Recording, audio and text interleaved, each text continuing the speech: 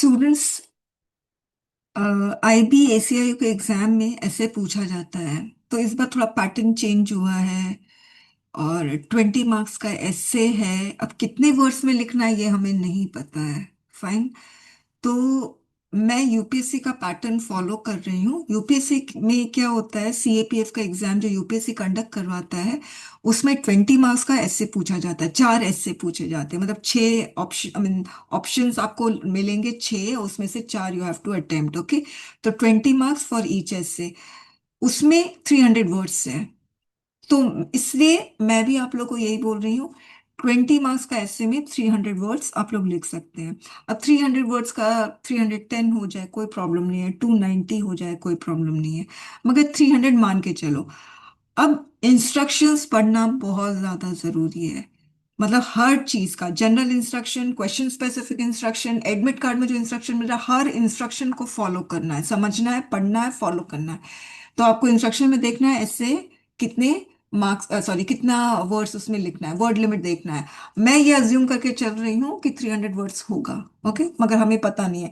अब 250 वर्ड्स अगर सपोज करते हैं तो वो बहुत कम हो जाता है 20 मार्क्स के ऐसे के लिए। और 350 करते हैं तो फिर भी ठीक है, 250 बहुत कम है। ओके। तो आपको जितने भी मेरे मॉडल आंसर्स मिलेंगे ऐसे के, उसमें 340 वर्ड्स, 320 वर्ड्स ऐसे ही मिलेंगे। ओके। और आप लोग भी ऐसे ही लिखिएगा, 340 मत करना, 300 वर्ड्स कर लेना, 310, 290 ऐसे। इसका मतलब है जो A4 शीट होगी आपकी, उस A4 शीट में अगर एवरेज राइटिंग है, स्पेसिंग एवरेज है, ऑप्टिमम है, तो 2¼ पेज में आपका 300 वर्ड्स का ऐसे खत्म हो जाएगा। फाइन। राइटिंग बहुत बड़ी है तो 3 पेज, राइटिंग बहुत छोटी है तो 2 पेज में खत्म हो जाएगा। ओके। चलिए अब हम शुरू करते हैं। स्टूडेंट्स, ऐसे ऐसे ना, थोड़ा मतलब हम लोग बचपन से हमें ऐसे लिखने के लिए बोला जा रहा है, मगर मुझे तो आज तक किसी टीचर ने नहीं पढ़ाया कि ऐसे कैसे लिखा जाता है, ना स्कूल में ना कॉलेजेस में। कभी भी नहीं पढ़ाते, बस दे देते हैं topic, you have to write, you don't know anything how to structure essay, what is the format, format भी होता है ऐसे का। ओके। ये सब कुछ भी नहीं बताया जाता बचपन से, मगर लिखते आ रहे हैं तो ऐसे बहुत फेमिलियर है आप लोगों के लिए। मगर आज के वीडियो क्लास में हम पढ़ेंगे ऐसे लिखा कैसा जाता है, वेल स्ट्रक्चर्ड ऐसे। ओके। जब मैं वेल स्ट्रक्चर्ड ऐसे बोल रही हूँ ना स्टूडेंट्स, तो आप समझ जाओ कि ऐसे में अगर आपका 4 पैराग्राफ है तो दो कॉन्जिक्यूटिव पैराग्राफ से दोनों के बीच में कनेक्टिविटी होगी। जो एक पैराग्राफ में जो आप जितने भी अगर 4-5 लाइन है तो एक दूसरे जो कंजेक्यूटिव लाइन है उसमें कनेक्टिविटी होगी। ऑल इन ऑल आपका ऐसे जो है ना, रेलिवेंट लगेगा और कंप्लीट लुक देगा, स्कैटर्ड लुक नहीं देगा। अगर कनेक्टिविटी मिसिंग होती है तो बिखरा हुआ कंटेंट लगता है। ओके। वो चीज नहीं रहेगी, तो वो ही हमें सीखना है कि कैसे लिखते हैं। सबसे पहले चीज, आपको ऐसे लिखने के लिए ऐसे क्वेश्चन में जितने भी वर्ड्स आ रहे हैं उस वर्ड्स की मीनिंग पता होनी चाहिए। If any of the words meaning is left unfamiliar या you do not know the meaning, तो आप समझ जाओ कि फिर वो essay question you haven't understood in totality, आप वो ऐसे क्वेश्चन को पूरा नहीं समझे हो। ऐसे क्वेश्चन, हम जब ऐसे क्वेश्चन को देखते हैं ना, at surface level we feel that we have understood the essay question. But if you get into that, तब आपको पता चलेगा, oh I have to find out the exact meaning of this term that is use in the essay.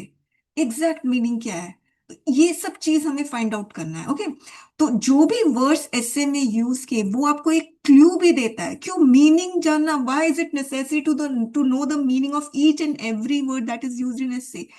Because if you know the meaning you will get the clue, कि उस clue से आपको पता चलेगा मुझे कौन सा कंटेंट ऐसे में डालना है, which content you have to provide in the essay, कैसा स्ट्रक्चर होना चाहिए, सब कुछ वो वर्ड आपको क्लू देगा जो ऐसे में जो वर्ड्स है। इसीलिए स्टूडेंट्स, अगर और एक और चीज, कभी कभी क्या होता है, हमें कोई वर्ड दिखता है, अम, हमें लगता है oh I know the meaning. अब मैं पूछूंगी कि क्या है मीनिंग, तो you won't be able to say in one word और इन वन लाइन। तो इसका मतलब you do not know the meaning, और सम वेग मीनिंग यू नो, तो वो भी गलत है। एकदम प्रॉपर मीनिंग आनी चाहिए। अगर कोई अनफेमिलियर वर्ड आते हैं या ऐसा वर्ड जिसका मीनिंग को आपने मिस इंटरप्रेट किया है, तो आपका जो कंटेंट है वो इररेलेवेंट हो जाएगा। इसीलिए देखो चॉइस क्या मिलेगी हमें पता नहीं, हम मान के चलते हैं कि आपको you will get three options and out of that you have to choose one. Okay, तो choosing the correct essay question, अगर देखो तीन ऑप्शंस है उसमें you have to choose one. Now how to choose, कैसे चूज करोगे? First you read the essay question, उसमें देखो how many words are there, then you find out कि you know the meaning of each and every word. If you know the meaning that's good, then find out yes I know the meaning, now can I recall recollect the content related to this essay question या related to this particular word in the essay question। क्या आप recall कर पा रहे हो वो सारे words, जो भी पीसेस ऑफ कंटेंट है? If yes then you can choose the one.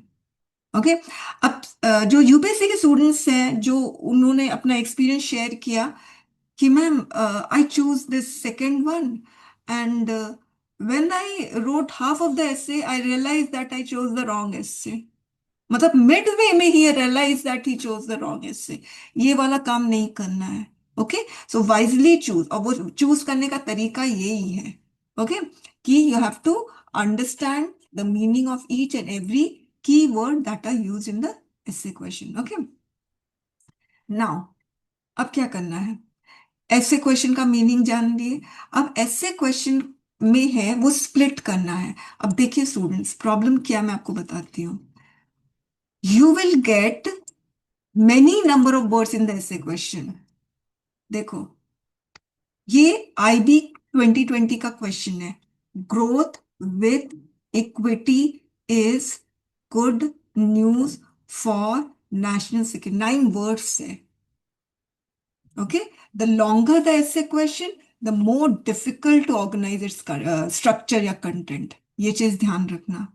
The longer the essay question the more complicated it is, ये भी याद रखना। ओके, तो जब ऐसे क्वेश्चन लंबा होता है तो आपको उसमें से कीवर्ड्स आइडेंटिफाई करना है। ओके, तो सबसे पहले हम स्प्लिट करते हैं, practically we will try to do that. ठीक है, अब इसमें से which word you think that is totally irrelevant, कौन सा ऐसा वर्ड है इस ऐसे क्वेश्चन में that you think is totally irrelevant?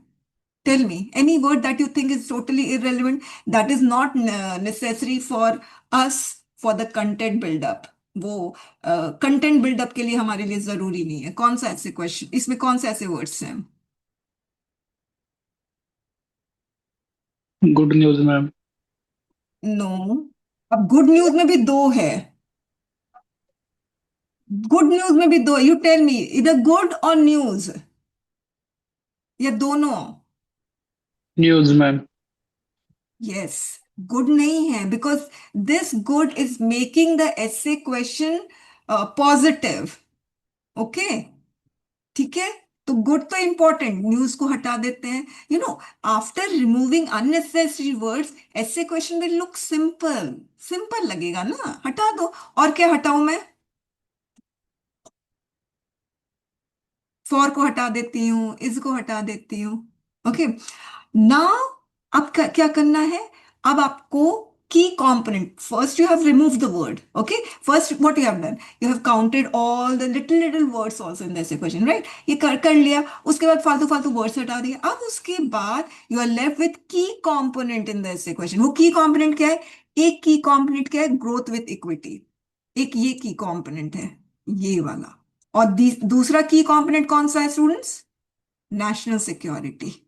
और एक और की कंपोनेंट कौन सा है? गुड। क्लियर हो गई बात? अब आप लोगों के पास चॉइस है कि मुझे ये ऐसे क्वेश्चन अटेम्प्ट करना है। यदि करना है स्टूडेंट्स, तो आपको इसका मतलब पता होना चाहिए, इसका मतलब पता होना चाहिए और इसका मतलब भी पता होना चाहिए। अंडरस्टूड? मैं यही आपको ये एक्सरसाइज आप लोगों को करना है, क्योंकि मैं जो देख पा रही हूं, you get long essay question, long essay question. देखिए, अब स्टूडेंट्स क्या करते हैं, students I tell you, oh social media, हाँ हाँ ट्रेडिशनल न्यूज, ठीक है, ओके ओके, आई नो।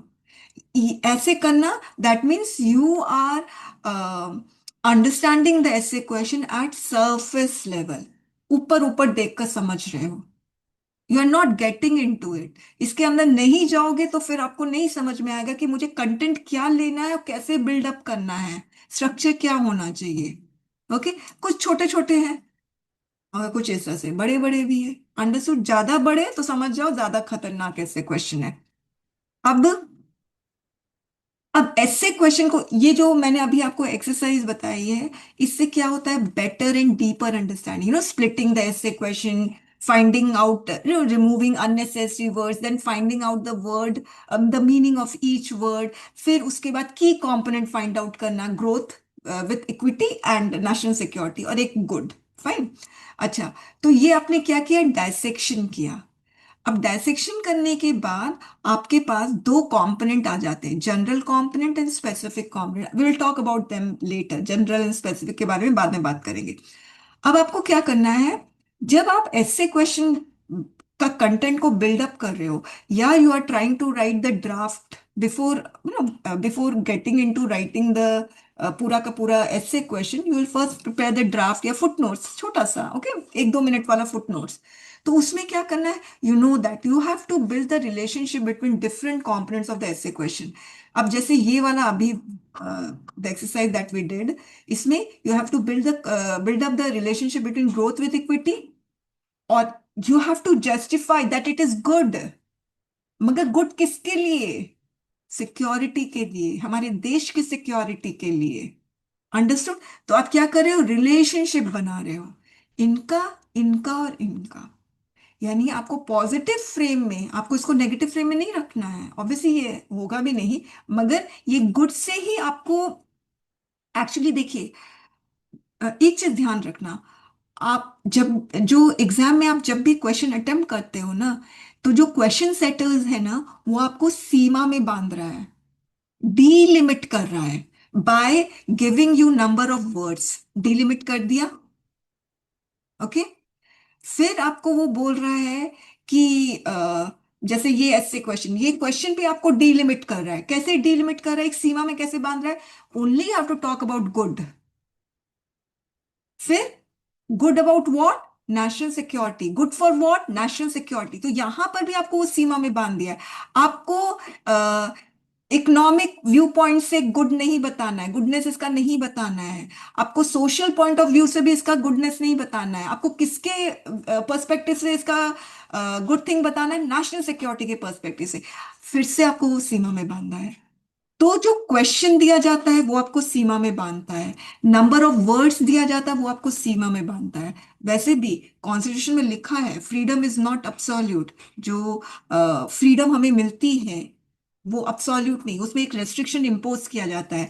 तो by giving you the number of words, by giving you the question, they are actually restricting your answer.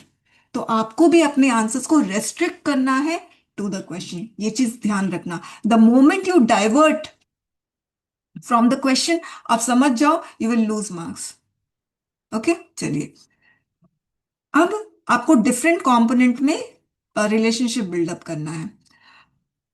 Next क्या करना है, you have to select the content relevant to the essay question, और आपको 300 words में लिखना है students. तो आपको बहुत ज्यादा तो कंटेंट चाहिए नहीं, मुश्किल से 2-3 पीसेस ऑफ कंटेंट चाहिए। ओके, सबसे इंपॉर्टेंट चीज देखो, सिलेक्शन हो गया, मगर जितने भी पीसेस ऑफ कंटेंट मिला है, you have to modify those pieces of content as per the demand of the essay question. Okay, अच्छा, अब जैसे एक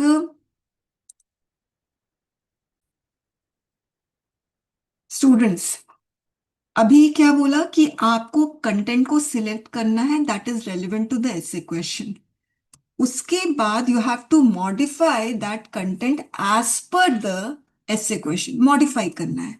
तो उनके ऐसे क्वेश्चन ना सिंपल होते हैं स्टूडेंट्स, तो ऐसे क्वेश्चन मैंने जो दिया था, उनका भी एक बैच चल रहा है, जुडिशियल रिफॉर्म का क्वेश्चन दिया था। अब देखो, शुरुआत बहुत अच्छे से की। जैसे मैं आप लोगों को अभी ऐसे पढ़ा रही हूँ ना, वैसे इन लोगों को भी पढ़ा है। तो मैंने कहा देखो, ऐसे स्प्लिट कर लेना, you will, they do not get long essay question, they get only simple सा छोटा सा ऐसे क्वेश्चन। तो जुडिशियल रिफॉर्म पे दिया। अब मैंने कहा कि इसको स्प्लिट कर दो, इसने स्प्लिट कर दिया। After splitting, I asked the students to start with the thing that that has got broader aspect. तो इसमें रिफॉर्म ब्रॉडर एस्पेक्ट है। क्यों रिफॉर्म ब्रॉडर एस्पेक्ट है? क्योंकि अब रिफॉर्म बहुत, इकोनॉमिक रिफॉर्म, सोशल रिफॉर्म्स, बहुत सारे रिफॉर्म्स होते हैं। ओके, तो इसीलिए रिफॉर्म ब्रॉडर एस्पेक्ट है। तो आई आज कि हाँ, तो उसने रिफॉर्म से शुरू किया। तो उसने बहुत अच्छा शुरुआत किया। Reforms reflect a Nations confidence in improving itself and its commitment to delivering better governance. Reforms ensure that institutions remain relevant and effective, and the Indian judiciary is not exception to this evolving journey. देखो कितने अच्छे से इसने relationship establish किया। Reform से शुरू किया, gradually unfolding the essay question. Reform से शुरू किया, रिफॉर्म से शुरू करके और उसने इसको कनेक्ट किया इंडियन जुडिशरी से। Indian judiciary is not exception to this evolving journey. अब देखो, फिर इसने लिखा, in the rapidly changing society reforms in judiciary, justice reforms नहीं होता, reforms in judiciary become necessary to make justice accessible. अब जुडिशियल रिफॉर्म्स क्यों जरूरी है वो लिख दिया इसने। अभी क्या रिफॉर्म चाहिए वो नहीं लिखा। Accessible, timely and affordable. फिर, although judiciary has played its role effectively in safeguarding the constitutional value, but it faces some challenges. अब इसमें प्रॉब्लम, प्रॉब्लम क्या? सबसे पहली प्रॉब्लम क्वेश्चन है रिफॉर्म्स पर। ये बात भी कर रही है रिफॉर्म्स पे, देखो यहां पर भी रिफॉर्म्स की बात कर रहे हैं। ओके, रिफॉर्म्स पे बात करते करते ये चैलेंजेस पे आ गई, यहां गलत हो गया। हालांकि कंटेंट सही है। कंटेंट कैसे सही है देखो। The challenges faced by judiciary are pendency of cases, shortage of adequate judge, complex and costly procedures। तो मतलब अब देख रहे हो, कंटेंट रेलिवेंट है मगर कंटेंट मिसडायरेक्टेड है। Misdirected in the sense, question को डायरेक्ट हिट ही नहीं कर रहा है, क्वेश्चन की तरफ डायरेक्ट ही नहीं हो रहा है ये। तो सबसे पहली चीज मैंने क्या ना, डायरेक्टेड टुवर्ड्स रिफॉर्म्स। आप चैलेंजेस के बारे में क्यों बात कर, अभी पहले वाले लाइन में तो आप रिफॉर्म्स के बारे में बात कर रहे थे, रिफॉर्म्स के बात करते करते आप चैलेंजेस के बारे में बात कर रहे हैं। तो बेटर क्या होता, आप ऐसे लिखते। यहां इसने खत्म किया, ये रहा, reforms in judiciary become necessary to make justice accessible, timely and affordable. The most urgent judicial reforms required is addressing the massive pendency of cases that continues to burden the system. ये होता है direct करना content को ऐसे question की तरफ, इसको कहते हैं। कंटेंट रेलिवेंट होने से ही नहीं होता है, कंटेंट को मॉडिफाई भी करना पड़ता है। तो ये प्रॉब्लम है। ओके, तो थोड़ा सा इन लोगों को ऐसे लिखना होता है, और 200 वर्ड्स के ऐसे लिखने होते हैं इन लोगों को। अब उसमें भी अगर आप ओवर क्राउडेड कंटेंट दे देते हो, अभी से मैं बता देती हूँ ये वाला, इसने ओवर क्राउडेड कैसे कर दिया है। एडिक्वेट जजेस, कॉम्प्लेक्स, कॉस्टली प्रोसीजर, मतलब एक बार में तीनों बता रहे। No, this person wants to make the examiner know that see I know so much. Educate जजेस का भी प्रॉब्लम, कॉम्प्लेक्स का भी प्रॉब्लम, कॉस्टली प्रोसीजर का भी प्रॉब्लम। नहीं, don't make the examiner know that you know everything, नहीं। याद रखना, एग्जामिनर को भी पता है आप सीमा में बंधे हुए हो। You are restricted, your content is also restricted. So do not try to include everything that you know and that is relevant to essay question. सब कुछ मत लिखो। देखो क्या लिखो, मैंने उसको बोला सिर्फ दो ही लिखो ना, पेंडेंसी ऑफ केसेस और ट्रांसपेरेंसी। सिर्फ ये दो पीसेस ऑफ कंटेंट दो। अरे 200 वर्ड्स में क्या क्या दोगे? एग्जामिनर को भी पता है भाई कि क्या प्रॉब्लम है। इतने थोड़े 200 वर्ड्स में तो इंट्रोडक्शन ही ना 60 वर्ड्स ले लेगा। अब बताओ कहाँ दोगे फिर? Okay, your essay looks congested, over crowded, overloaded with content.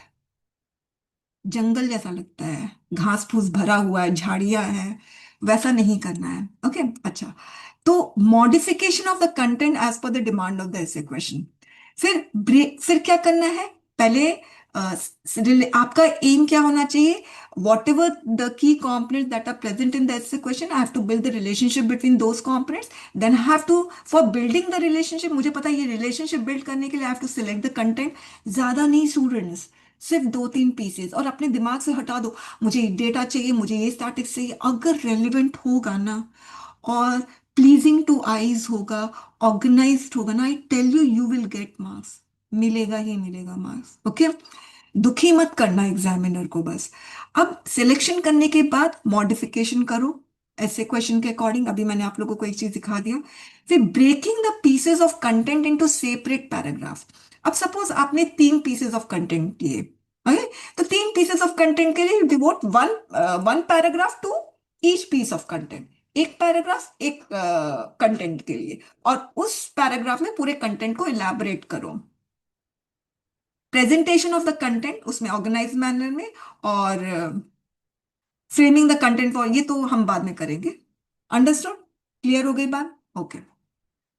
अब स्टूडेंट्स, सबसे बड़ी प्रॉब्लम जो फेस करते हैं, मैं भी करती हूँ, वो ये है कि कैसे स्टार्ट करें। मतलब शुरुआत करना थोड़ा मुश्किल होता है। तो ये प्रॉब्लम मैं पहले फेस किया करती थी, मगर अब वो मुझे प्रॉब्लम होती नहीं, because I know where to start. मुझे अच्छे से पता मुझे कहाँ से स्टार्ट करना है। अब आप लोगों को मैं बता रही हूँ कैसे स्टार्ट करना चाहिए ऐसे क्वेश्चन को। देखो, आप लोगों को ऐसे क्वेश्चन में कम से कम 2 कंपोनेंट तो मिलेगा ही मिलेगा। जैसे इसका भावना का अगर आप देखोगे, तो इसका ना अ, 2 वर्ड्स का ऐसे क्वेश्चन है, मगर इसमें भी कंपोनेंट है, एक जुडिशियल और एक रिफॉर्म। ठीक है, 2 की कंपोनेंट्स। और आप लोगों को तो खैर पक्का ही मिलेगा। जब 2 वर्ड्स वाला ऐसे क्वेश्चन में कंपोनेंट हमें दिखता है, तो आप लोगों को तो पक्का ही दिखेगा, क्योंकि आपका ऐसे क्वेश्चन कंपैरेटिवली लंबा होता है, लॉन्ग। ओके? तो इसमें आपको 3 कंपोनेंट्स दिख रहे हैं। ग्रोथ विथ इक्विटी एक कंपोनेंट, फिर गुड दूसरा कंपोनेंट, और तीसरा नेशनल सिक्योरिटी। अब आपको मुझे ये बताना है कि इसमें से कौन सा जनरल कंपोनेंट है और कौन सा स्पेसिफिक कंपोनेंट है। ये आपको पता लगाना है। ये अगर आपने पता लगा लिया, तो फिर आपको दिक्कत नहीं आएगी स्टूडेंट्स। इंट्रोडक्शन कैसे तैयार करें, कंटेंट को सिलेक्ट कैसे करें, कंटेंट को मॉडिफाई कैसे करें, वो सारी परेशानी का सल्यूशन आप लोगों को मिल जाएगा। तो अब हम लोग इस पे बात करते हैं। देखिए students, growth with equity is good news for national security. अब मुझे एक बात बताओ,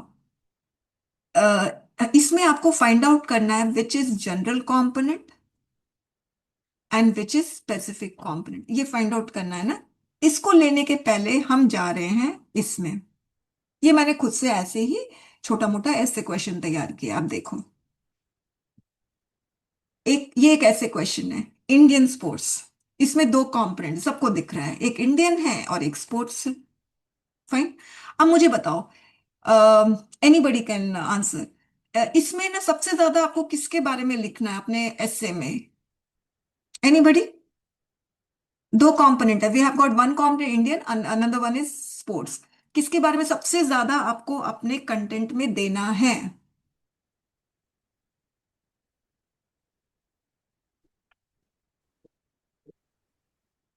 बताइए भाई।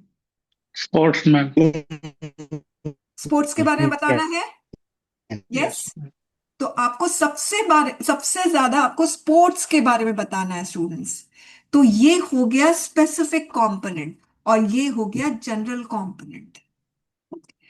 अब स्टूडेंट्स, जब आप लोग अपना इंट्रोडक्शन स्टार्ट करते हो ना, you have to start with, you can not start with specific component. आप कभी भी स्पेसिफिक कंपोनेंट स्टार्ट नहीं करोगे, और आप कभी भी दोनों कंपोनेंट्स को एक साथ लेकर कभी भी ऐसे क्वेश्चन का इंट्रो नहीं स्टार्ट करोगे। जैसे भावना का जुडिशियल रिफॉर्म्स, अगर उसने अपना ऐसे क्वेश्चन ऐसे स्टार्ट किया, जुडिशियल रिफॉर्म्स, पता है फिर क्या हो गया? ऐसा लग रहा है कोई जीएस का क्वेश्चन है उसका आंसर कर रहे हैं, आपके हिस्ट्री का कोई क्वेश्चन है, कोई पॉलिटी का क्वेश्चन है उसका आंसर कर रहे हैं। मगर ये ऐसे है। Essay introduction should look beautiful. At least it should have some indirect reference to the essay question, it should not have direct reference to. मतलब आपका जो इंट्रो है और आपका जो ऐसे क्वेश्चन है, दोनों में एग्जैक्ट सिमिलैरिटी नहीं होना चाहिए। ऐसा लगना चाहिए कि इंट्रोडक्शन ऐसे क्वेश्चन को सिर्फ आधा एक्सपोज किया है, पूरा एक्सपोज नहीं करना। तो इसने क्या किया, अपने इंट्रो में ऐसे क्वेश्चन को सिर्फ आधा एक्सपोज किया। अब अगर आप ये पूरा एक्सपोज करना। अगर आप सीधे इंडियन स्पोर्ट्स से शुरू करें, that means you are exposing the essay question in the intro itself. मगर ऐसे क्वेश्चन की ब्यूटी कहाँ पर है पता है स्टूडेंट्स? लाइन बाय लाइन, धीरे धीरे ऐसे क्वेश्चन अनफोल्ड हो रहा है, ग्रेजुअली, अचानक से एक्सपोज नहीं हो रहा है। ओके। तो ऐसे क्वेश्चन की ब्यूटी यहां पर है कि indirect reference to essay question दे रहे हैं हम इंट्रो में। फाइन। तो अब सबसे ज्यादा आपको स्पोर्ट्स के बारे में लिखना है, तो that becomes a specific component, और ये आप मेन बॉडी में आएगा आपका। और इंडियन जो है वो जनरल कंपोनेंट है, जिसके बारे में आप इंट्रो में लिख के काम खत्म कर सकते हो। ओके। तो अब इंडियन के बारे में क्या लिखोगे? तो क्या क्या किसके बारे में लिख सकते हो अब इंडियन? अब क्या लिख सकते हो आप मुझे बताओ? आप स्पोर्ट्स के बारे में नहीं लिख सकते हो, अब बताओ क्या लिख सकते हो, कैसे इंट्रो दोगे? Anybody? Hmm. Ma'am, I always get confused between general and specific component. In this particular question also, it can also be other way आपकी ना around. आवाज ब्रेक कर रही है। मनीषा हो आप? हाँ हाँ हाँ, मनीषा आवाज ब्रेक कर रही है। हाँ। अब ऑडिबल हो? हाँ हाँ, बोलिए। हाँ हाँ, मैंने बोला कि I always get confuse in general and specific component. इस पर्टिकुलर क्वेश्चन में भी स्पोर्ट्स जनरल हो सकता है और Indian specific. Sports in general की हम बात करेंगे कि स्पोर्ट्स से ये है वो है, but we have to talk in specific about Indian sports. तो ऐसा भी तो हम सोच सकते हैं ना। हाँ, ओके, अंडरस्टूड, ठीक है। चलो, इसका क्वेश्चन क्वाइट लॉजिकल। भावना कह रही है कि क्यों हम इसको स्पेसिफिक बनाए, क्यों हम इंडियन को नहीं बनाए? इंडियन भी तो हो सकता है। अब सुनो स्टूडेंट्स, देखिए, अ, अगर हम स्पोर्ट्स को हम स्पेसिफिक मान रहे हैं, मगर क्या हम स्पोर्ट्स को जनरल मान सकते हैं? आपको क्या देखना है सबसे पहली चीज, कि मैं कंटेंट मुझे किसके बारे में बिल्डअप करना है। अगर मैं इसको स्प्लिट कर दूं और मुझे सिर्फ इंडियन के बारे में बताना है, तो ये क्वेश्चन तो चला गया। ठीक है। अगर मैं स्पोर्ट्स को सिर्फ अलग अलग कर दूं, तो मुझे लगेगा मुझे स्पोर्ट्स के बारे में बताना है, स्पोर्ट्स के बारे में सबसे ज्यादा बताना है, and I have to connect this sports with Indian sports. Question आपको रेस्ट्रिक्ट कर दिया, स्पोर्ट्स के बारे में आपको बताना है, मगर you have to talk about only Indian sports. Understood? अब क्लियर हो गई बात? अब देखो, एक और चीज, मुझे एक चीज बताओ, ये बड़ा है कि ये बड़ा है? एनीबडी, मतलब ज्योग्राफिकली, इकोनॉमिकली, सोशली, कल्चरली, ये चीज बड़ी है कि ये चीज बड़ी है? बस इतना बताओ, उससे भी पता चल जाएगा जनरल कंपोनेंट क्या है, स्पेसिफिक कंपोनेंट्स क्या है। बोलो Bhavana, tell me, which is bigger, which has got expensive dimension, Indian या स्पोर्ट्स? कंपेयर करो और बताओ। Indian I think. इंडियन, अच्छा। यानी इंडियन बड़ा है और उसके अंदर स्पोर्ट्स भी आ रहा है, डांस भी आ रहा है, थिएटर भी आ रहा है, म्यूजिक आ रहा है, सोशल स्ट्रेटा आ रहा है, सब कुछ आ रहा है ना। इंडियन बड़ा है ना, तो जिसका जिसका एक्सपेंस बड़ा होता है, जिसका डायमेंशन बड़ा होता है, वो ज्यादातर जनरल कंपोनेंट में ही आता है। और जिसका एक्सपेंस लिमिटेड होता है इससे कंपेयर करने पर, वो स्पेसिफिक कंपोनेंट आता है। अंडरस्टूड? तो आपको इंट्रो अपना जनरल कंपोनेंट से शुरू करो। जनरल कंपोनेंट से नहीं भी अगर शुरू करना है, तो आप इससे भी ब्रॉडर एस्पेक्ट ले सकते हो। अंडरस्टूड? इससे भी, मतलब जरूरी नहीं इंडिया से शुरू करो, आप वर्ल्ड से भी शुरू कर सकते हो। अब आप लोग सोचो, अब ये चीज भावना क्लियर हो गई ना, how to recognise, right? Yes ma'am. Ma'am अगर हम इन जनरल जैसे स्पोर्ट्स के बारे में लिखे स्टार्ट स्टार्ट में हम्म। कि भाई स्पोर्ट्स से ये बेनिफिट हो सकते हैं, ये है ऑल ओवर द वर्ल्ड, सब अपना अपना हर जगह का कोई ओरिजिन है किसी स्पोर्ट्स का। एंड देन हम अगले उसमें मेन में आते हैं, इंडियन स्पोर्ट्स का भी अपना एंशियंट रूट्स से कनेक्टेड है, एंड फिर हम इंडियन स्पोर्ट्स के करेक्ट, बारे में लिखे। Yes yes, this is also very much acceptable, ये भी एकदम। तो आप ऐसे भी शुरू कर सकते हो, आप चाहो तो ना आप ओलंपिक से शुरू कर सकते हो। ओके। आप चाहो तो आप विलेजेस से शुरू कर सकते हो। क्योंकि एथलीट्स तो विलेजेस में ही है हमारे, राइट? रूट तो वहीं पे है। ओके, आपकी मर्जी, आप चाहो तो आप इंडिया का, इंडिया का ग्लोबल इमेज से शुरू कर सकते हो। इंडिया का ग्लोबल इमेज कैसा है और वो कैसे इन्हेंस हो रहा है, और फिर उसको कनेक्ट करोगे कि एक और इंडिया का ग्लोबल इमेज कौन कौन एनहांस कर रहा है। देखो, इसरो एनहांस कर रहा है इंडिया का ग्लोबल इमेज, कर रहा है ना, चांद पे पहुंच के किया है ना, राइट? तो इसरो कर रहा है, फिर बताओ हमारा जो कल्चर है, ट्रेडिशन है, वो कर रहा है, फिर साथ में जो हमारे एथलीट्स हैं वो भी कर रहे हैं, राइट? गोल्ड मेडल जीत के ओलंपिक्स में। और फिर हम आगे नेक्स्ट पैराग्राफ में इंडियन स्पोर्ट्स पे ऐसे भी शुरू कर सकते हो। अंडरस्टूड? तो आपको बस ये आपका, देखिए मैं यही कहती हूं कि आप लोगों को इनडायरेक्ट रेफरेंस देना है इंट्रोडक्शन में। आप पूरा का पूरा ऐसे क्वेश्चन को एक्सपोज नहीं करोगे, बस मैं ये बोल रही हूँ। अंडरस्टूड? अब जैसे अब मैं ये क्वेश्चन इंडियन स्पोर्ट्स था, जितना छोटा क्वेश्चन रहेगा ना उतना कंटेंट आप एक्सपैंड कर सकते हो, मगर जितना लंबा ऐसे क्वेश्चन रहेगा आपका कंटेंट उतना रिस्ट्रिक्ट हो जाएगा। ये चीज हमेशा याद रखना। अब देखो ये वाला question, Indian sports its rural roots. अब इसमें जनरल कंपोनेंट और स्पेसिफिक कंपोनेंट, भावना बताइए इसमें जनरल कंपोनेंट कौन सा है, स्पेसिफिक कौन सा है? नहीं, not Bhavna, I am sorry, Manisha. Indian sports general rural specific. हाँ, अब देखिए अभी पूरा इंडियन स्पोर्ट्स जनरल हो गया और रूरल रूट स्पेसिफिक हो गया, क्योंकि इसका एक्सपेंस अब बड़ा हो गया, इसका एक्सपेंस छोटा हो गया।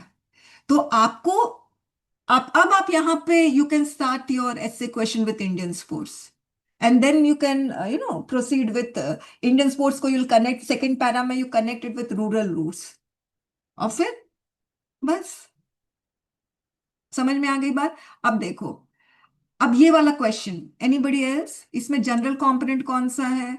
Gabriel, will you try? Indian sports its rural root facing neglect, if you can unmute. If you can't unmute then you can write your answer on, like in chat, chat में भी लिख सकते हो, ठीक है? हितेश ट्राई करना है, Gabriel ये, Yes, ma'am. हाँ। Um, You have to identify general component and should specific be component. then the Indian sport, ma'am. Oh, your voice is shaking. Yes, ma'am. हाँ, be louder, be Uh, louder. the in, Indian sport should be the general component, Yes. and then its rural roots facing neglect could be the specific component. Now, Gabriel, listen. We have got one key component. We have got second key component. We have got third key component. We have got three components. So, general component is Indian sports. How about rural roots and neglect? Both are general component or both are specific components?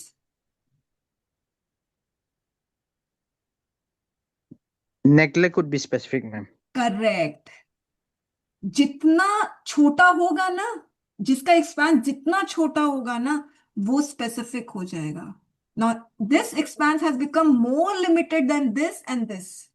So actually you have to justify whether rural route is being neglected or not.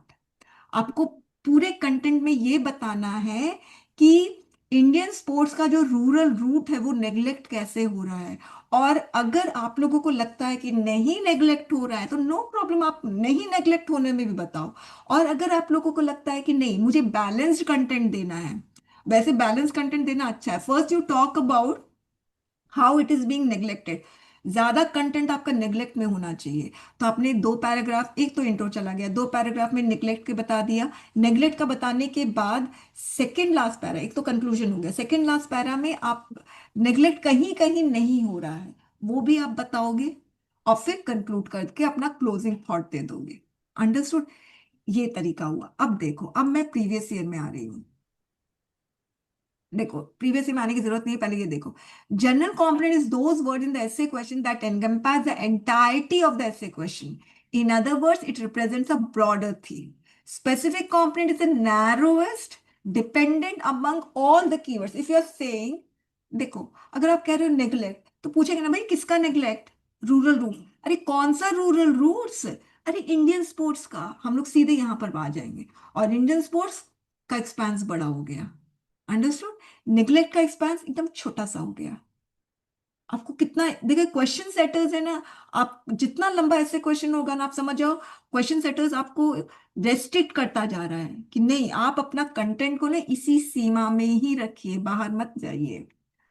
Okay, फिर आपको क्या करना है, अपने content में general और specific component को आपको उसमें रिलेशनशिप आप लोगों को बनाना है। और योर कंटेंट वुड, अगर नहीं रिलेशनशिप स्टैब्लिश करते हो तो your content would look deviated and disconnected. और फिर साथ में क्लैरिटी, कंप्लीटनेस, कोहेरेंस, ये सब सारा मिसिंग रहेगा। और टू सेंटेंसेस के बीच में कनेक्टिविटी, वो भी मैं आप लोगों को बताऊंगी, वो होना जरूरी है। ठीक है, तो इसे लॉजिकल फ्लो रहेगा। अब यही वाली चीज मैंने आप लोगों को वहां पे बताई थी। अब देखो ये और लंबा है, लंबा नहीं है, यहाँ पे निग्लेक्ट जो है उसके बारे में ज्यादा कंटेंट है, यहाँ पर अपॉर्चुनिटीज के बारे में ज्यादा कंटेंट है। सेम है, rural roots, rural roots, neglect, opportunities, मगर कंटेंट थोड़ा सा वेटेज अलग हो गया। यहाँ पे नेग्लेक्ट का वेटेज ज्यादा हो गया, यहाँ पे अपॉर्चुनिटीज का वेटेज ज्यादा हो गया। मगर जब अपॉर्चुनिटीज लिखोगे तो थोड़ा सा आपको नेग्लेक्ट के बारे में लिखना चाहिए, और जब नेग्लेक्ट लिखोगे थोड़ा सा आपको अपॉर्चुनिटीज के बारे में लिखना चाहिए, फिर क्लोजर थॉट देना है कंक्लूजन में। So very easy, fine. अब हम आते हैं इंट्रोडक्शन में। हालांकि मैंने थोड़ा सा आपको बता दिया इंट्रोडक्शन कैसे लिखना है, साफ साफ इसमें लिखा हुआ है, the introduction should never directly strike the core question in the very first line. Core question क्या हुआ, स्पेसिफिक कंपोनेंट, उसको मत हिट करना। जो अच्छा इंट्रोडक्शन होता है ना, वो gradually beginning with the general component और टॉपिक और even broader aspect which smoothly leads the reader towards the essay focus. This method provides context and sets the tone, demonstrating maturity and flow in writing. ये maturity दिखाता है कि आप ऐसे question को abruptly open नहीं कर रहे हो।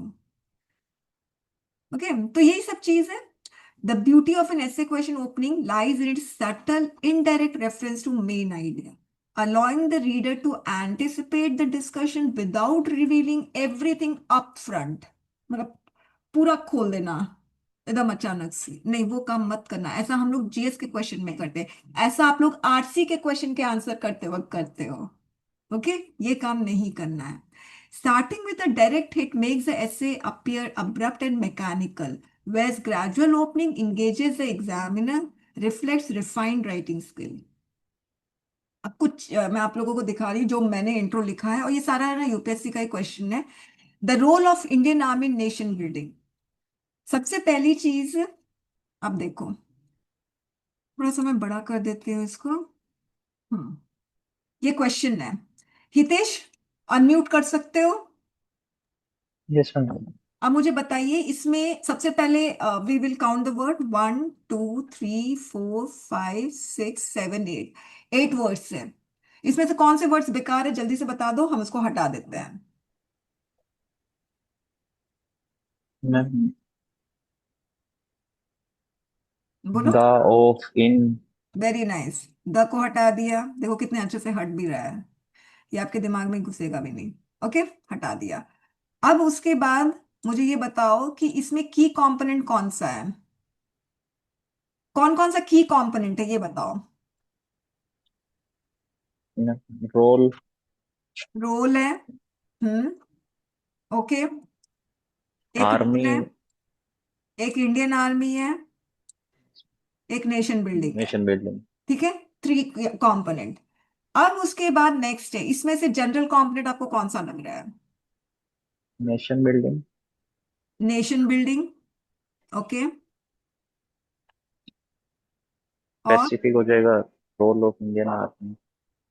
स्पेसिफिक नहीं, देखो दो है, रोल और इंडियन आर्मी। आपको बताना पड़ेगा कौन सा रोल है कि इंडियन आर्मी, ये बताना पड़ेगा। इंडियन आर्मी स्पेसिफिक हो जाएगा। अच्छा, इंडियन आर्मी स्पेसिफिक है, और रोल का क्या करें हम?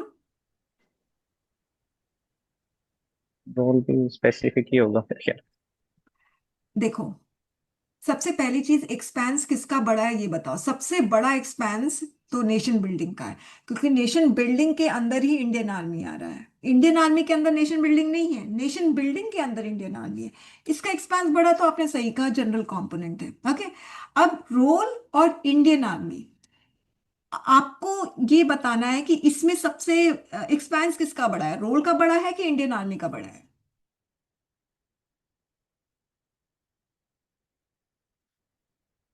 बताओ, डायमेंशंस किसके बड़े हैं।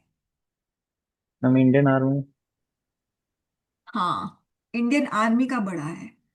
ओके, अब इंडियन आर्मी का बड़ा है और रोल का छोटा है। जो सबसे छोटा है सबसे ज्यादा, इसी के बारे में बात करनी है आपको। रोल, अगर सपोज आपने इंडियन आर्मी को स्पेसिफिक कॉम्पोनेंट बना दिया ना, तो फिर प्रॉब्लम, पता है क्या प्रॉब्लम।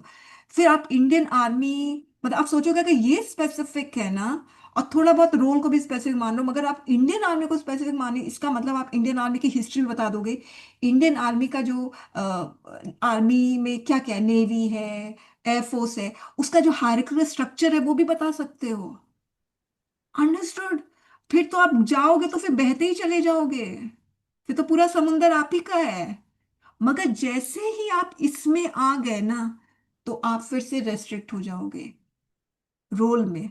ओके, तो रोल में रेस्ट्रिक्ट होके आप तालाब में आ गए, मगर फिर आपको ग्लास में आ जाना है, क्योंकि रोल सिर्फ आपको नेशन बिल्डिंग के बारे में बताना है। रोल इंडियन आर्मी का ऐसे बहुत रोल होगा, मगर ऐसा रोल के बारे में आपको बताना है जिसकी वजह से नेशन बिल्डिंग हो रहा है। ओके, तो हमने, तो समझ जाओ रोल स्पेसिफिक है, और किसका रोल, इंडियन आर्मी का रोल। क्या चीज का रोल, नेशन बिल्डिंग का रोल। तो आपको सब तीनों आराम से कनेक्ट हो जाएंगे। और सबसे अच्छी बात क्या है, ये जनरल कंपोनेंट है, इसके बारे में पहले ही बात करके काम खत्म करो। अब एग्जामिनर विल थिंक, अरे भाई इसमें तीन कंपोनेंट है, रोल के बारे में बता दिया, इंडियन आर्मी के बता दिया, नेशन बिल्डिंग दिख नहीं रहा है। तो हमने तो बता दिया इंट्रोडक्शन में, तो उसके बाद आपको नेशन बिल्डिंग को एड्रेस ही करने की जरूरत नहीं है।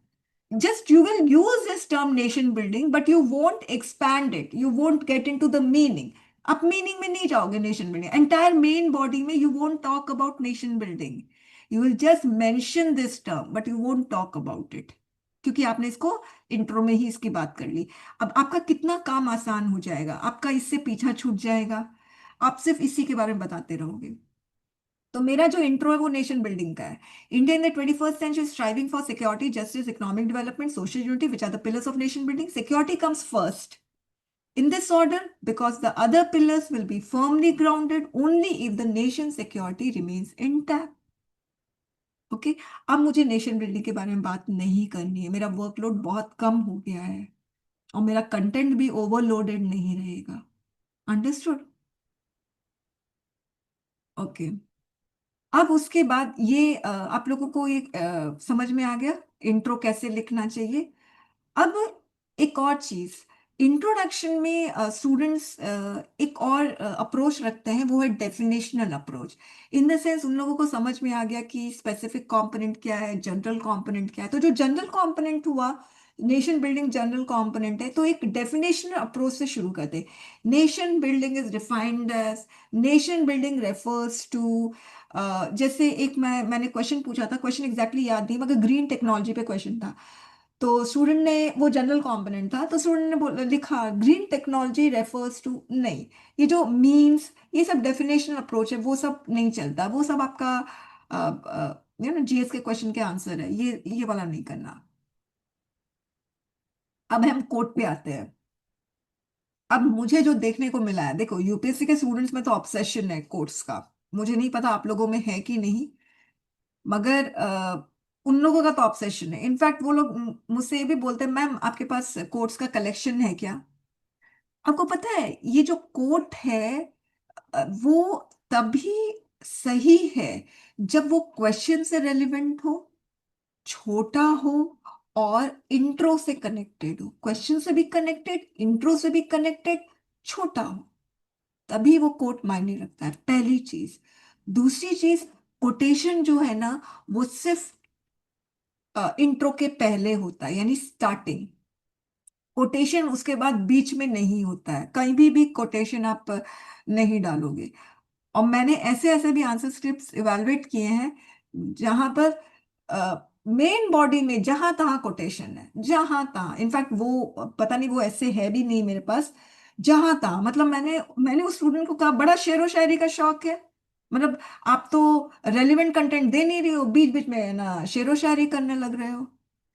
अगर आप लोग बीच में कोटेशन दे रहे हो ना, इसका साफ मतलब है कि you do not have content, you do not have content. बस जो कोटेशन लर्न करके गए ना, वो जहां तहां चिपका रहे हो, नहीं। ठीक है, कभी मेन बॉडी में यूज नहीं होता है, quotation is always given in introduction.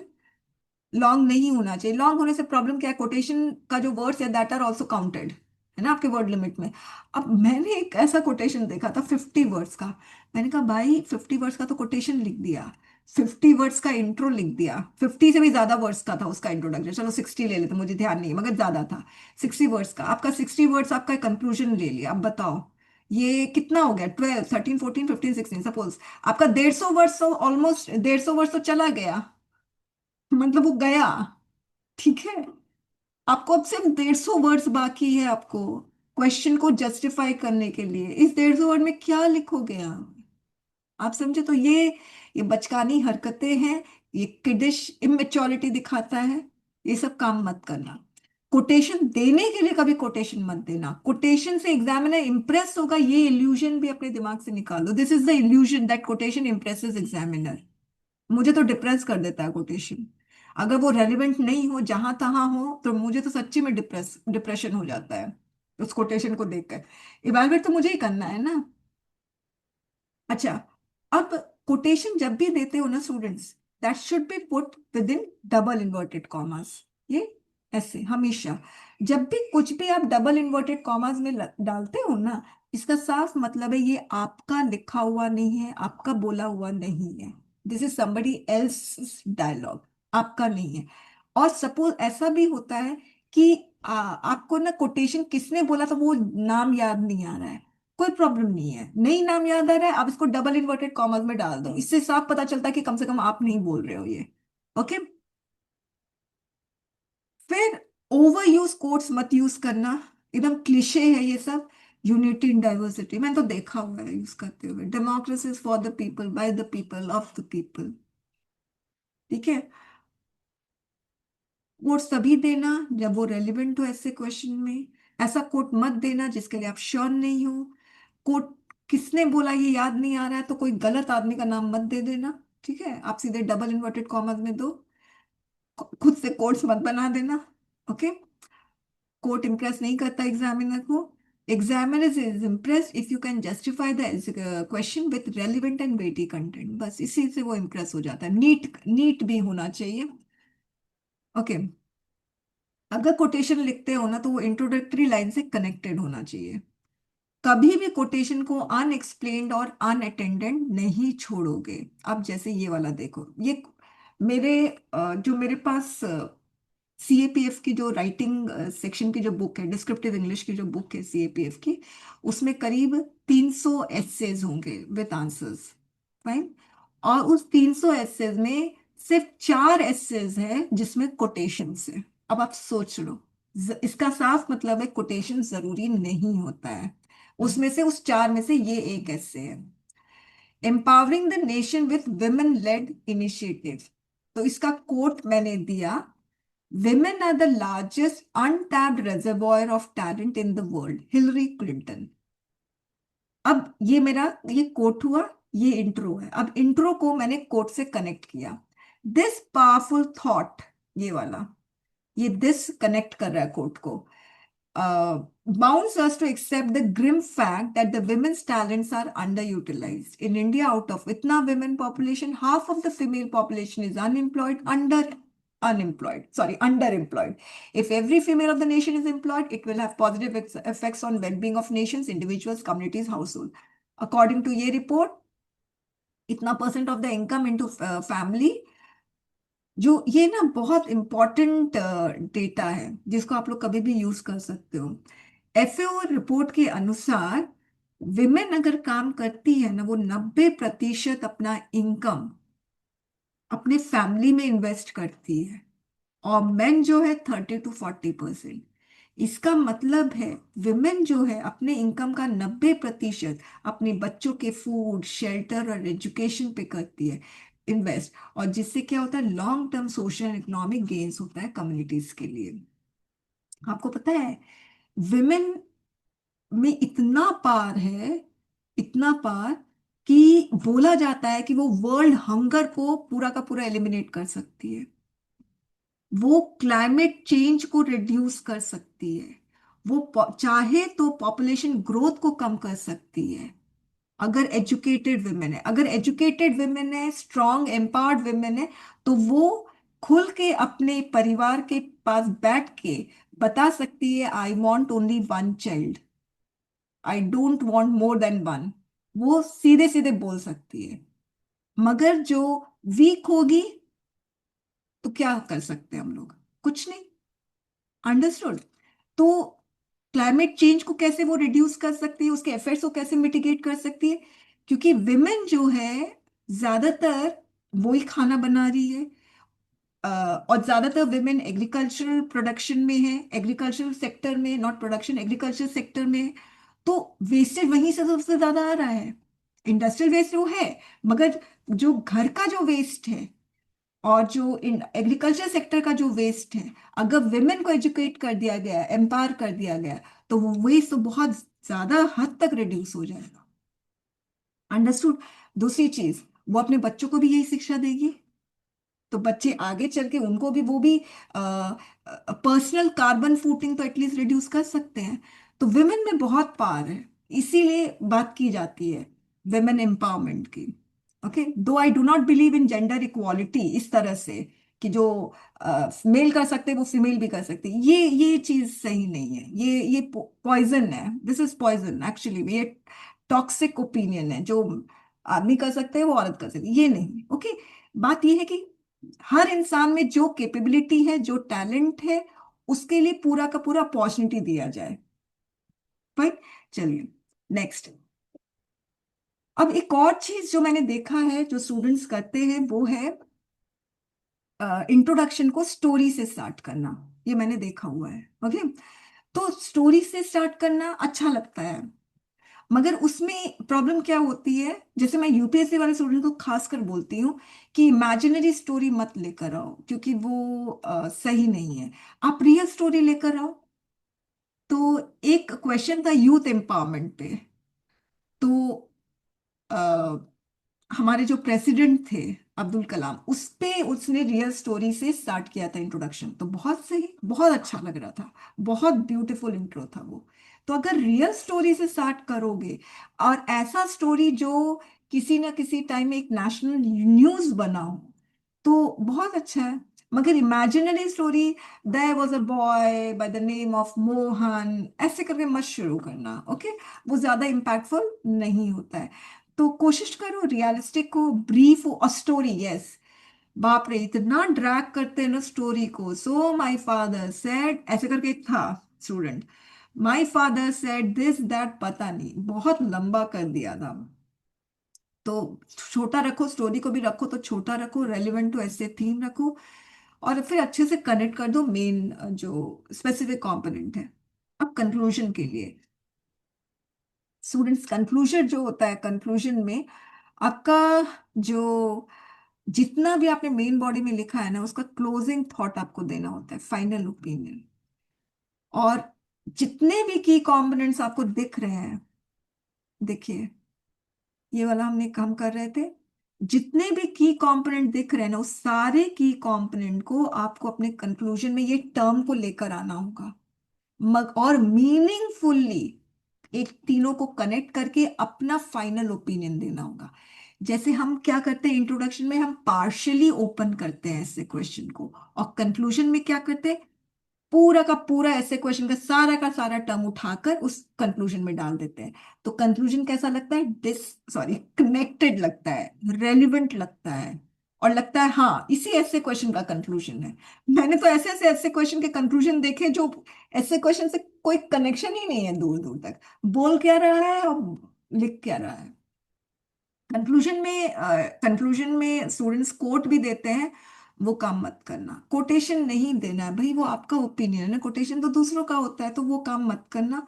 अच्छा, और ऐसे क्वेश्चन से कनेक्टेड आपका जो भी ओपिनियन है, फर्म ओपिनियन देना, मगर आपका ओपिनियन सेक्युलर डेमोक्रेटिक कॉन्स्टिट्यूशनल होना चाहिए। एक्सट्रीमिस्ट ओपिनियन मत देना।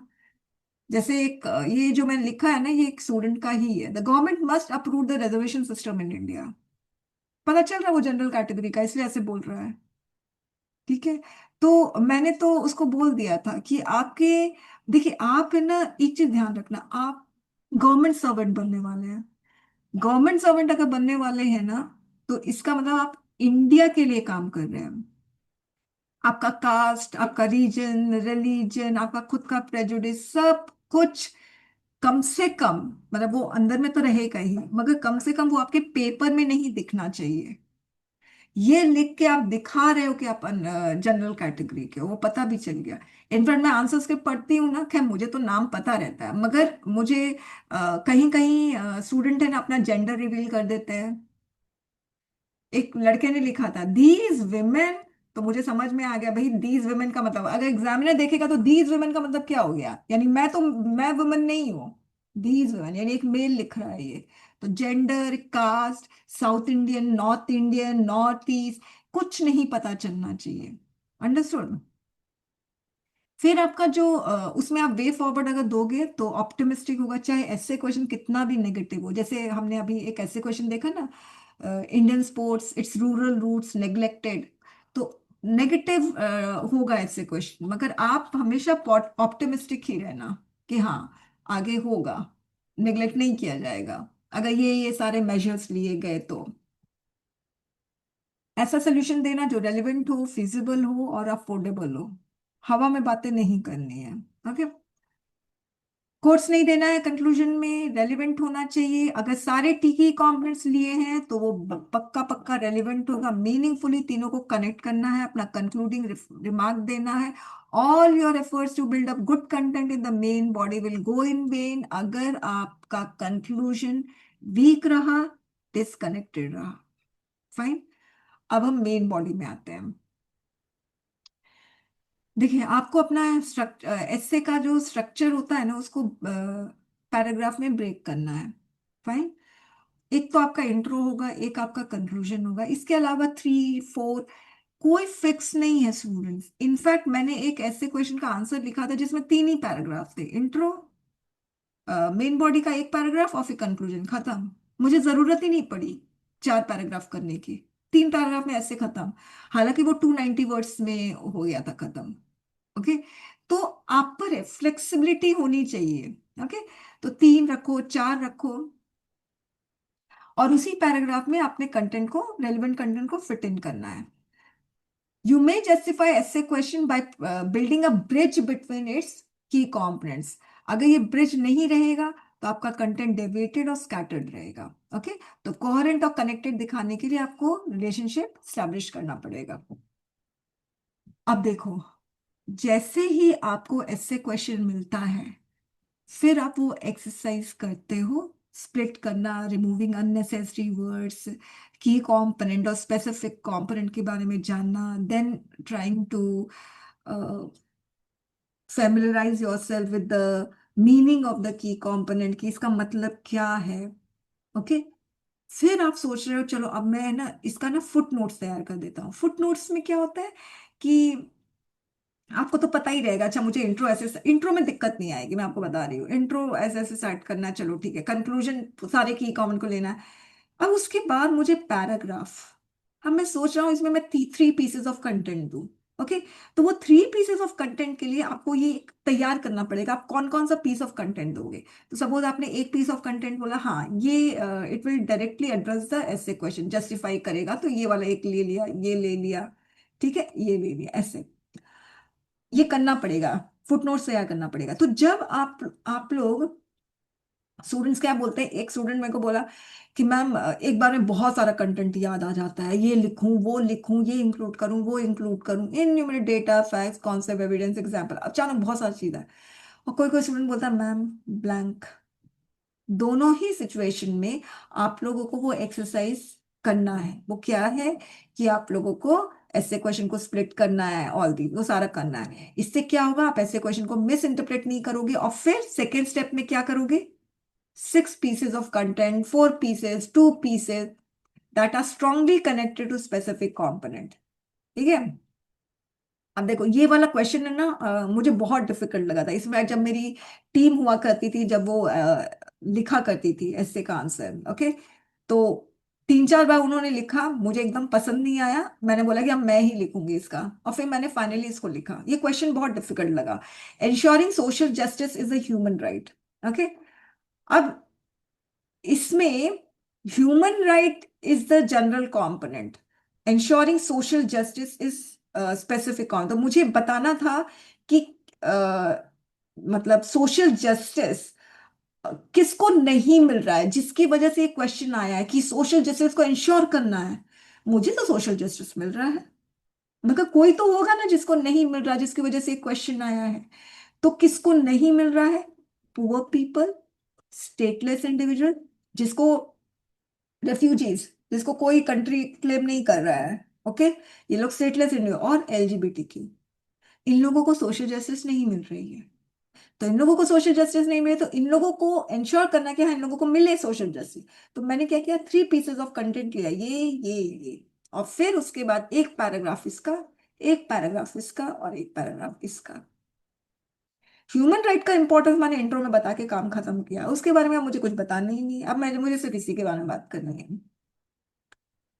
ठीक है। अब क्या होता है कि कैंडिडेट में टेंडेंसी होती है कि सब कुछ इंक्लूड करना एग्जाम में, फिर ये सिर्फ इतना से लिखने से एग्जामिनर खुश हो जाएगा, मार्क्स दे देगा क्या, ऐसा सोचते हैं। मगर ऐसा कुछ नहीं है। अगर आप लोगों की टेंडेंसी रहेगी ना सब कुछ इंक्लूड करने के लिए, तो ऐसे will look like a jungle overgrown with words. सही मायने में ऐसा ही लगता है। ओके, ठीक है। अब थर्ड स्टेप पे आओ। ऐसे क्वेश्चन में आप रोल, इम्पैक्ट, एडवांटेज, वो तो डिपेंड करता है क्या ऐसे क्वेश्चन है और कितना ऐसे क्वेश्चन आपको रेस्ट्रिक्ट करके रखा, कितना बांध के रखा हुआ है, वो डिपेंड करता है। तो अगर आपको लगता है कि नहीं मुझे इसमें इम्पैक्ट बताना है और इसमें एडवांटेज, तो वो उस हिसाब से आपको प्रोपोर्शनेट मैनर में आपको बताना पड़ेगा। ठीक है। हमेशा याद याद रखना, एडवांटेज बता रहे तो फिर आपको डिसएडवांटेज भी बताना पड़ेगा। फाइन। तो ये बैलेंस होना जरूरी है। अब फोर्थ स्टेप, बार बार बताया हुआ मैंने, allot one paragraph to each piece of content.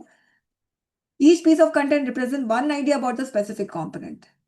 अब उस जब वो वन आइडिया के बारे में बता रहे हो ना, तो दूसरा आइडिया उसमें मत ऐड करना। ओके, और don't get distracted by the next thought before ending the first one. अब स्टूडेंट्स क्या करते हैं, अरे ये भी लिखना है, अरे ये भी, ऐसे नहीं चलेगा। जो लिख रहे हो उसको फ्लो में लिखो। फाइन। और अगर आपके पास कुछ करंट है तो वो आप दे देना, अगर नहीं है तो कोई प्रॉब्लम नहीं है, आप कम से कम जस्टिफाई कर लो ऐसे क्वेश्चन, रेलिवेंट कंटेंट दे दो, कोई प्रॉब्लम। कभी कभी हम लॉजिकली भी जस्टिफाई कर पाते हैं ऐसे क्वेश्चन को विदाउट गिविंग है ना, वो हैवी हैवी स्टैटिस्टिक्स, वो भी जरूरत नहीं है। ओके। हालांकि मैं इवैल्यूएट करूंगी तो मैं बोलूंगी कि ये आप एविडेंस डाल सकते थे, वो मैं बोलूंगी, मगर नहीं भी डाला तो कोई प्रॉब्लम नहीं है। पैराग्राफ के बीच में कंटिन्यूटी होना चाहिए, एक पैराग्राफ से दूसरे पैराग्राफ जंप मत कर जाओ, एक सीमलेस स्मूथ कनेक्शन होना चाहिए ना। तो आपको कंजंक्शन यूज करना है, तो कंजंक्शन मैंने दिया हुआ है लिस्ट, ये वाला मैं आप लोगों को दे दूंगी। Okay, you can follow this. अच्छा, अब जैसे दो पैराग्राफ के बीच में कंटिन्यूटी, ये है the role of Indian army, नहीं ये क्वेश्चन है the earth is not for humans only. अच्छा, we have got two ऐसे question, the role of Indian Army in nation building, and the question the earth is not for humans only। तो जो पहला ऐसे question है ये वाला है, इसका पहला मैंने ये लिखा, इसको एंड किया, because the other pillars will be firmly grounded only the nation security remains intact in ensuring the security of nation. देखो नेशन सिक्योरिटी कनेक्शन हो गया ना। अब the earth is not for humans only, ये सब ये UPSC में आया, ये भी और ये भी दोनों। तो ये मैंने इस तरह से कनेक्ट किया। अब ये वाला देखना, the earth is not for humans only, the earth is not for humans only। तो अर्थ और ह्यूमंस है, और एक नॉट बहुत इंपॉर्टेंट है, इसमें बोल रहा है कि ये जो पृथ्वी है ना सिर्फ इंसानों के लिए नहीं है। तो मैंने क्या पहले पृथ्वी के बारे में बता दिया। Okay. Our planet Earth is home to an incredible diversity of living organisms, and humans make up just इतना percent of Earth's life. As revealed, humans are the most insignificant creatures on this planet, but dangerously the most dominant ones. Their dominance is evident from the fact that humans have consumed most of the resources of the Earth, leaving almost nothing for other species to survive on. ठीक है।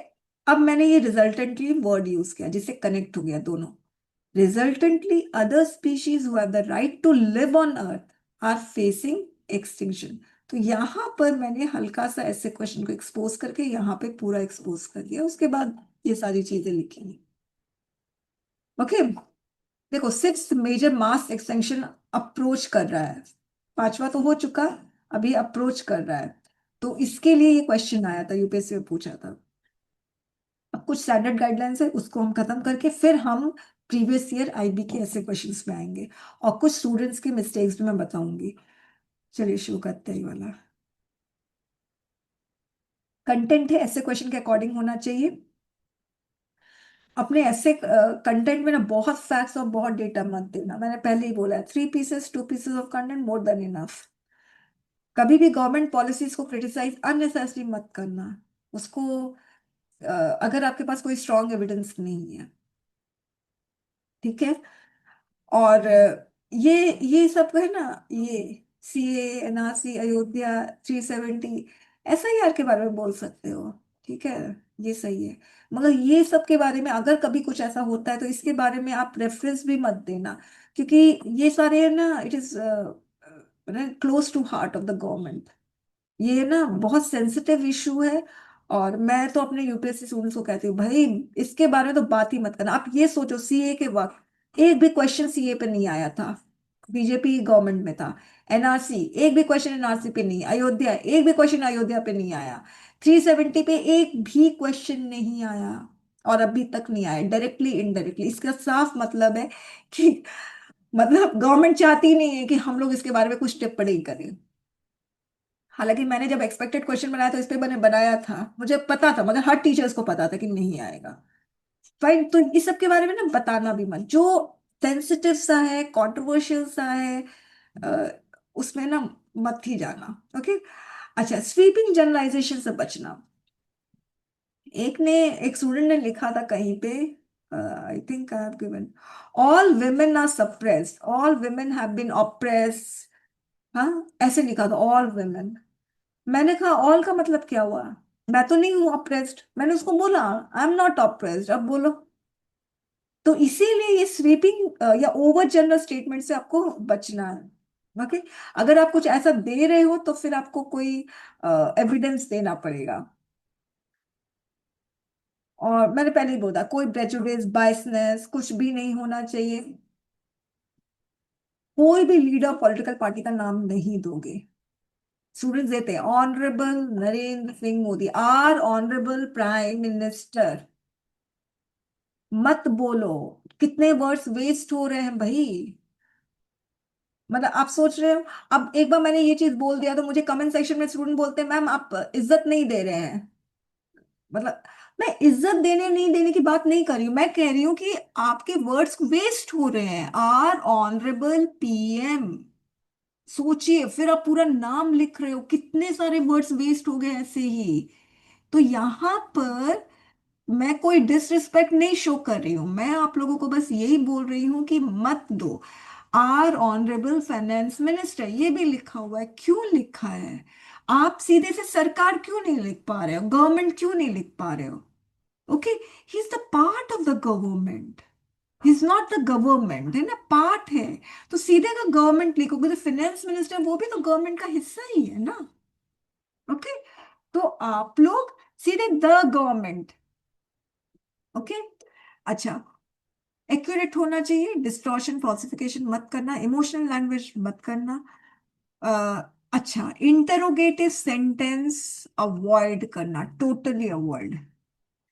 आपको मैं दिखाऊंगी ऐसे ऐसे question जिसमें interrogative sentence है, वो सब मत लिखना, क्योंकि पहले तो प्रश्नवाचक वाक्य लिखोगे, उस प्रश्न का आंसर देने के लिए फिर इतने सारे वर्ड्स कंज्यूम हो रहे हैं बेकार का। कभी आई एंड यू मेंशन नहीं करोगे पूरे एस्से में। आई का मतलब आप, यू का मतलब एग्जामिनर, दोनों कहाँ से आ गए?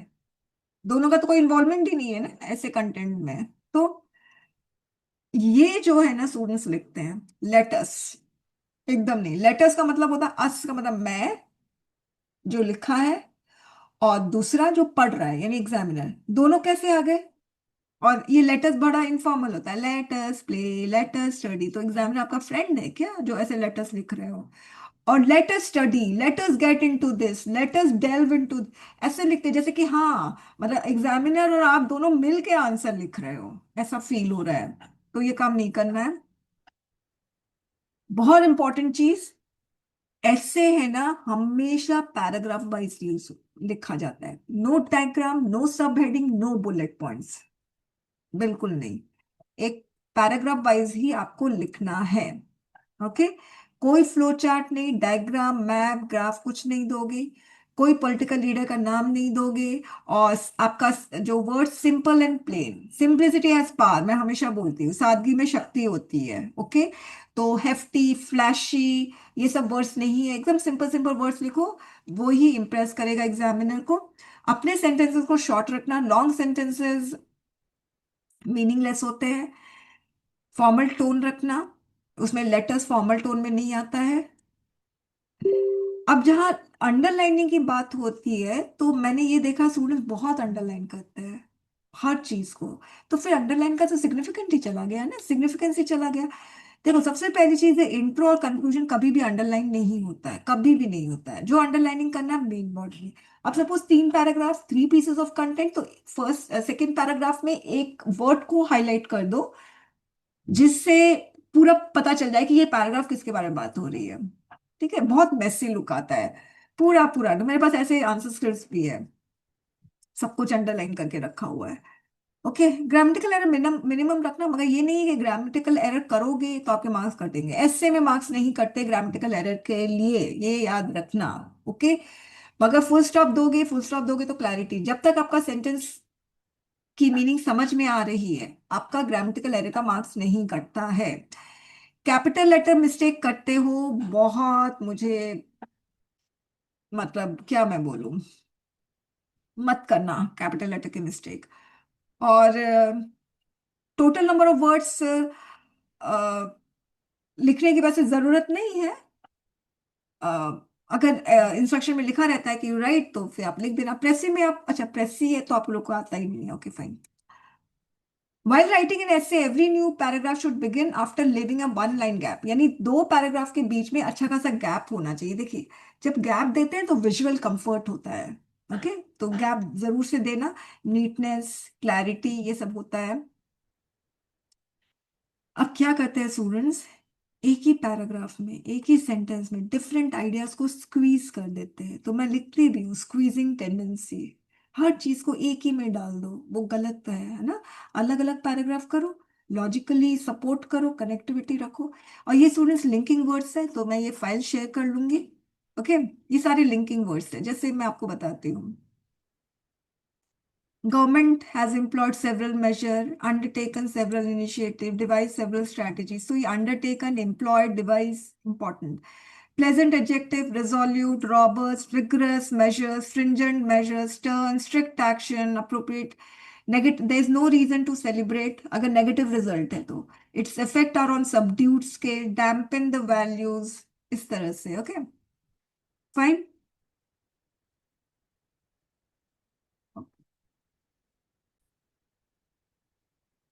स्टूडेंट्स, ये एक ऐसे क्वेश्चन है, women's education is pre requisite for social progress. अब इसने कोटेशन से शुरू किया है, you educate a man, you educate a man, you educate a woman, you educate a generation. Okay, अब इसमें प्रॉब्लम क्या है, इसने कोटेशन लिख दिया, और अच्छा कोटेशन है, डबल कोट्स में भी दिया है, से शुरू किया, social progress can be envision to include inclusive equal opportunities. इसका क्या करूं फिर मैं इस कोटेशन का, ये फिर क्यों दिया है जब इसको आप एक्सप्लेन ही नहीं कर पा रहे हो? प्रॉब्लम। ओके, तो कैसे इसको एक्सप्लेन करो? This code signifies the transformative power of women's education. When the man is educated, the benefits of this education remains with him as an individual, his career, his personal growth. ठीक है, इस तरह से connection जरूरी था जो connection नहीं है. ओके, अब देखिए कुछ चीजें हैं जो मैं आपको बता रही हूँ. एक तो कोटेशन की प्रॉब्लम, फिर इसने लिखा social evils of casteism, racism, gender bias can be uprooted if women are morally trained. Leaders like Mrs. Indira Gandhi and Mrs. Draupadi Murmu are examples of social change due to education. अब देखो connection में problem. यहां पर इसने लिखा है morally trained. If women are morally trained, morally trained के बाद इसने लिख दिया leaders like Mrs Indira Gandhi and Draupadi Murmu. तो मैं तुरंत कनेक्ट की, पहले वाले सेंटेंस से कनेक्ट कर दिया, मैंने तुरंत कनेक्ट किया कि हाउ कैन यू से दे आर मॉरली ट्रेन्ड. हाँ, फिर उसके बाद इसने लिखते हैं उस सेंटेंस में are example social change due to education. तो कनेक्शन है ही नहीं. ऊपर में मॉरली ट्रेन्ड, मॉरली ट्रेन्ड लिखा है तो हमें लगेगा आप जो एग्जाम्पल दे रही है वो मॉरली ट्रेन्ड का दे रही है. तो मैंने बोला कैसे बता सकते हो? फिर मैंने देखा अच्छा social change due to education, देख लो. मतलब कनेक्टिविटी मिसिंग है. अब फिर मैं बोल रही हूँ चलो अब ये लिखा है तो फिर एक्सप्लेन करो. आपको कैसे लग रहा है कि इंदिरा गांधी सोशल चेंज लेकर आई है या द्रौपदी? सिर्फ बोलने से तो नहीं होगा ना, कम से कम एक लाइन तो लिखो. अब ये पूरा स्कैटर्ड कंटेंट है. देखिए, in the economic realm to prudent education of women. Prudent क्या लिखने की जरूरत है? Give birth to corporate social responsibility. One can not forget the contribution of. देख लो यहाँ पे corporate social responsibility, one can not forget the contribution of Savitribai Phule and. अरे कोई कनेक्शन नहीं, पूरा बिखरा हुआ कंटेंट है ये. अब एक चीज बहुत इंपॉर्टेंट है स्टूडेंट, लिस्ट मत दो. इसने लिस्ट दिया है 1 2 3.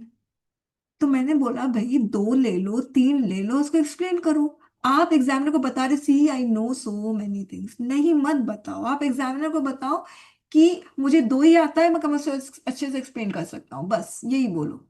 ऐसे लिस्ट मत दो. मैं तो बोलती है धोबी का लिस्ट लग रहा है मेरे को. वो कपड़े का लिस्ट होता है ना. डेविएशन. क्वेश्चन देखो, क्वेश्चन है women's education is a pre requisite for social progress. ये क्वेश्चन है. Women's education, social progress. Women education, social. Digital revolution has made learning accessible, affordable, flexible. कोई कनेक्शन ही नहीं है. ऊपर वाला क्वेश्चन से कोई कनेक्शन नहीं है इसका. फिर इसने कोटेशन दे दिया लास्ट में, नो कोटेशन इन कंक्लूजन. ठीक है, ये प्रॉब्लम. अब इंटरनल सिक्योरिटी, ये एटीसी ये सब मत लिखा करो. ओके, इसने भी लिस्टिंग की है. देखो इसका बहुत नीट है ना. एग्जामिनर जरूर से पढ़ेगा, अच्छे से पढ़ेगा. मगर देखो लिस्टिंग 1 2 3 4 बताना चाहे, देखो मुझे कितना आता है मगर मत बताओ. ओके, मुझे पता है कि आप लोग ये इसलिए करते हो ताकि आप लोगों को लगे कि हाँ आप लोगों को मार्क्स मिलेगा, मगर इससे ऐसे की ब्यूटी खत्म हो गई. आप सिर्फ terrorism, communal communal violence, cyber crime, बस इतना बता दो. 3 के बारे में बता दो, बाकी सब हटा दो, गोल कर दो. हर जगह लिस्टिंग है. देखो पूरी लिस्टिंग ही लिस्टिंग है. ज्यादा कंटेंट देने के फिराक में ये लिस्टिंग की गई है. अगर एक्सप्लेन करेंगे तो फिर तो ज्यादा और वर्ड्स लेंगे ना. तो आप सबको मत एक्सप्लेन करो, आप 2 को एक्सप्लेन करो. राइट. अब उसके बाद विमेन्स एजुकेशन इज पेन. अब पूरे पूरे एस्से में इसने सोशल प्रोग्रेस के बारे में बात ही नहीं की है. इसने सिर्फ विमेन्स एजुकेशन के बारे में बात की है पूरे एस्से में. मैंने लिख दिया ना नॉट टच्ड. इसीलिए जब आप ऐसे क्वेश्चन को स्प्लिट नहीं करोगे ना स्टूडेंट्स, उसका की कंपोनेंट्स को आइडेंटिफाई नहीं करोगे, तब तक आपको पता नहीं चलेगा आपको करना क्या है, लिखना क्या है. इसने नहीं किया. इसने सोशल प्रोग्रेस को पूरा गायब कर दिया है. सिर्फ इसने विमेन्स एजुकेशन के बारे में लिखा है. Women's education is very prerequisite thing if our social level wants to be up by us, as we know majority of male earns livelihood. कोई कनेक्शन नहीं है, दोनों दो पैराग्राफ के बीच में कोई कनेक्शन नहीं है। क्या प्रॉब्लम है इस ऐसे में पूरा बार बार लिख रही हूँ आप। Very crucial aspect to bring some balance and back support to their family. इसको कनेक्ट करो सोशल प्रोग्रेस से। आपको सोशल प्रोग्रेस के बारे में नहीं बताना है, मुझे पता है, it is the general component, but you have to connect women's education with the social progress. That is not being done in this essay content. Okay. अब देखो ये जो क्वेश्चन है ना स्टूडेंट्स, अगर आप अच्छे से पढ़ो आपको पता चलेगा ये सोल्यूशन बेस्ड ऐसे क्वेश्चन है। ओके, सोल्यूशन बेस्ड ऐसे क्वेश्चन है, इसका साफ मतलब है कि आपको प्रॉब्लम पहले ही बता देना है। अगर आप प्रॉब्लम पहले नहीं बताओगे तो फिर आप इस ऐसे क्वेश्चन के बारे में लिखोगे कैसे? ओके, तो इसने क्या लिखा? In the context of India as a developing nation, it is imperative for government agency and policy makers to attain an equitable level in terms of women education for social progress. Okay, first line में इसने women education भी include कर दिया और social progress भी include कर दिया। फिर India being a gender biased country in pre-independence and post-independence era, ये A है। Okay, in slowly started progress in providing adequate opportunities to women, especially in rural India. As per decade census, in women's literacy rate was itna. This gap becomes wider when we shift our attention to rural India, where 70% of the population. देखिए, एक तो मुझे ना इसका ऐसे question का मुझे ना मतलब इंट्रो में ना मुझे कुछ सिर पैर मुझे नहीं समझ में आया। ठीक है, सबसे पहली चीज क्या है, इसने यहाँ पे सोल्यूशन बताया है। ओके, और सोल्यूशन तो यहीं पे शुरू हो गया है। Government agencies policy maker to attain equitable level of women education for social. तो सोल्यूशन तो आ ही गया, ये सोल्यूशन बेस्ड क्वेश्चन है। इसने यहाँ पे इसने पूरा का पूरा ऐसे क्वेश्चन को एक्सपोज कर दिया, तो सोल्यूशन बता दिया। अब जब सोल्यूशन बता दिया है तो फिर मैंने पूछा प्रॉब्लम कहाँ है? ओके, प्रॉब्लम नहीं है तो फिर सोल्यूशन कैसे दे सकते हो बिना प्रॉब्लम के? अब देखिए, women education for any nation not only brings gender, अब कोई कनेक्शन नहीं है दोनों के बीच में। Women education for any with not only brings gender equality but also allow income equality which will play pivotal role for developing nation. Like इतना no look long sentence, short sentences form करो। हर चीज में मैंने पूछा Y Y Y, हर जगह Y. ठीक है, सोल्यूशन मैं पूछ रही प्रॉब्लम कहाँ है? पूरा सोल्यूशन है मगर प्रॉब्लम कहीं पे नहीं है।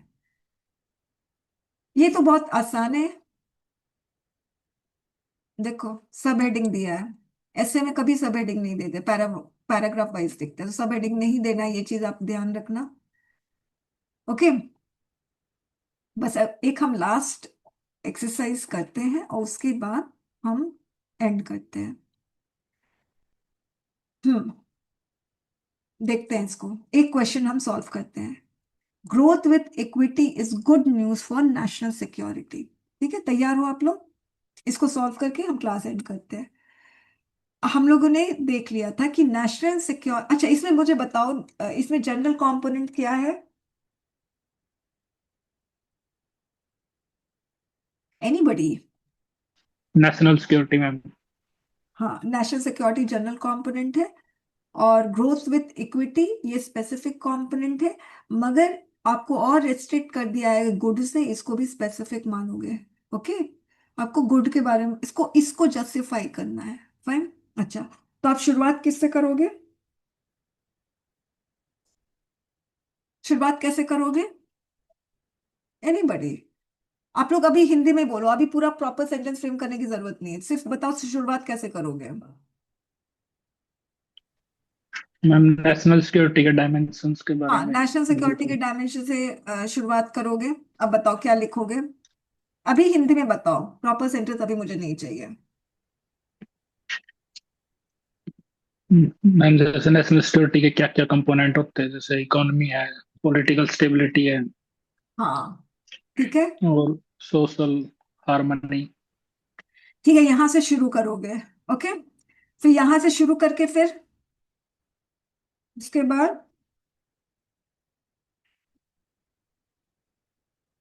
उसके बाद मैम जैसे ग्रोथ जो इक्विटी के साथ है वो प्री रिक्विजिट है, मतलब मैम वो सस्टेनेबल डेवलपमेंट और इंक्लूसिव डेवलपमेंट के लिए अच्छा, थोड़ा ओके, अब ऐसे सुनो। ऐसे बताएं। हाँ, नेशनल सिक्योरिटी क्या क्या इनकम्पास करता है? Political stability, economic resilience, social cohesion, सारा मिला के तो नेशनल सिक्योरिटी है।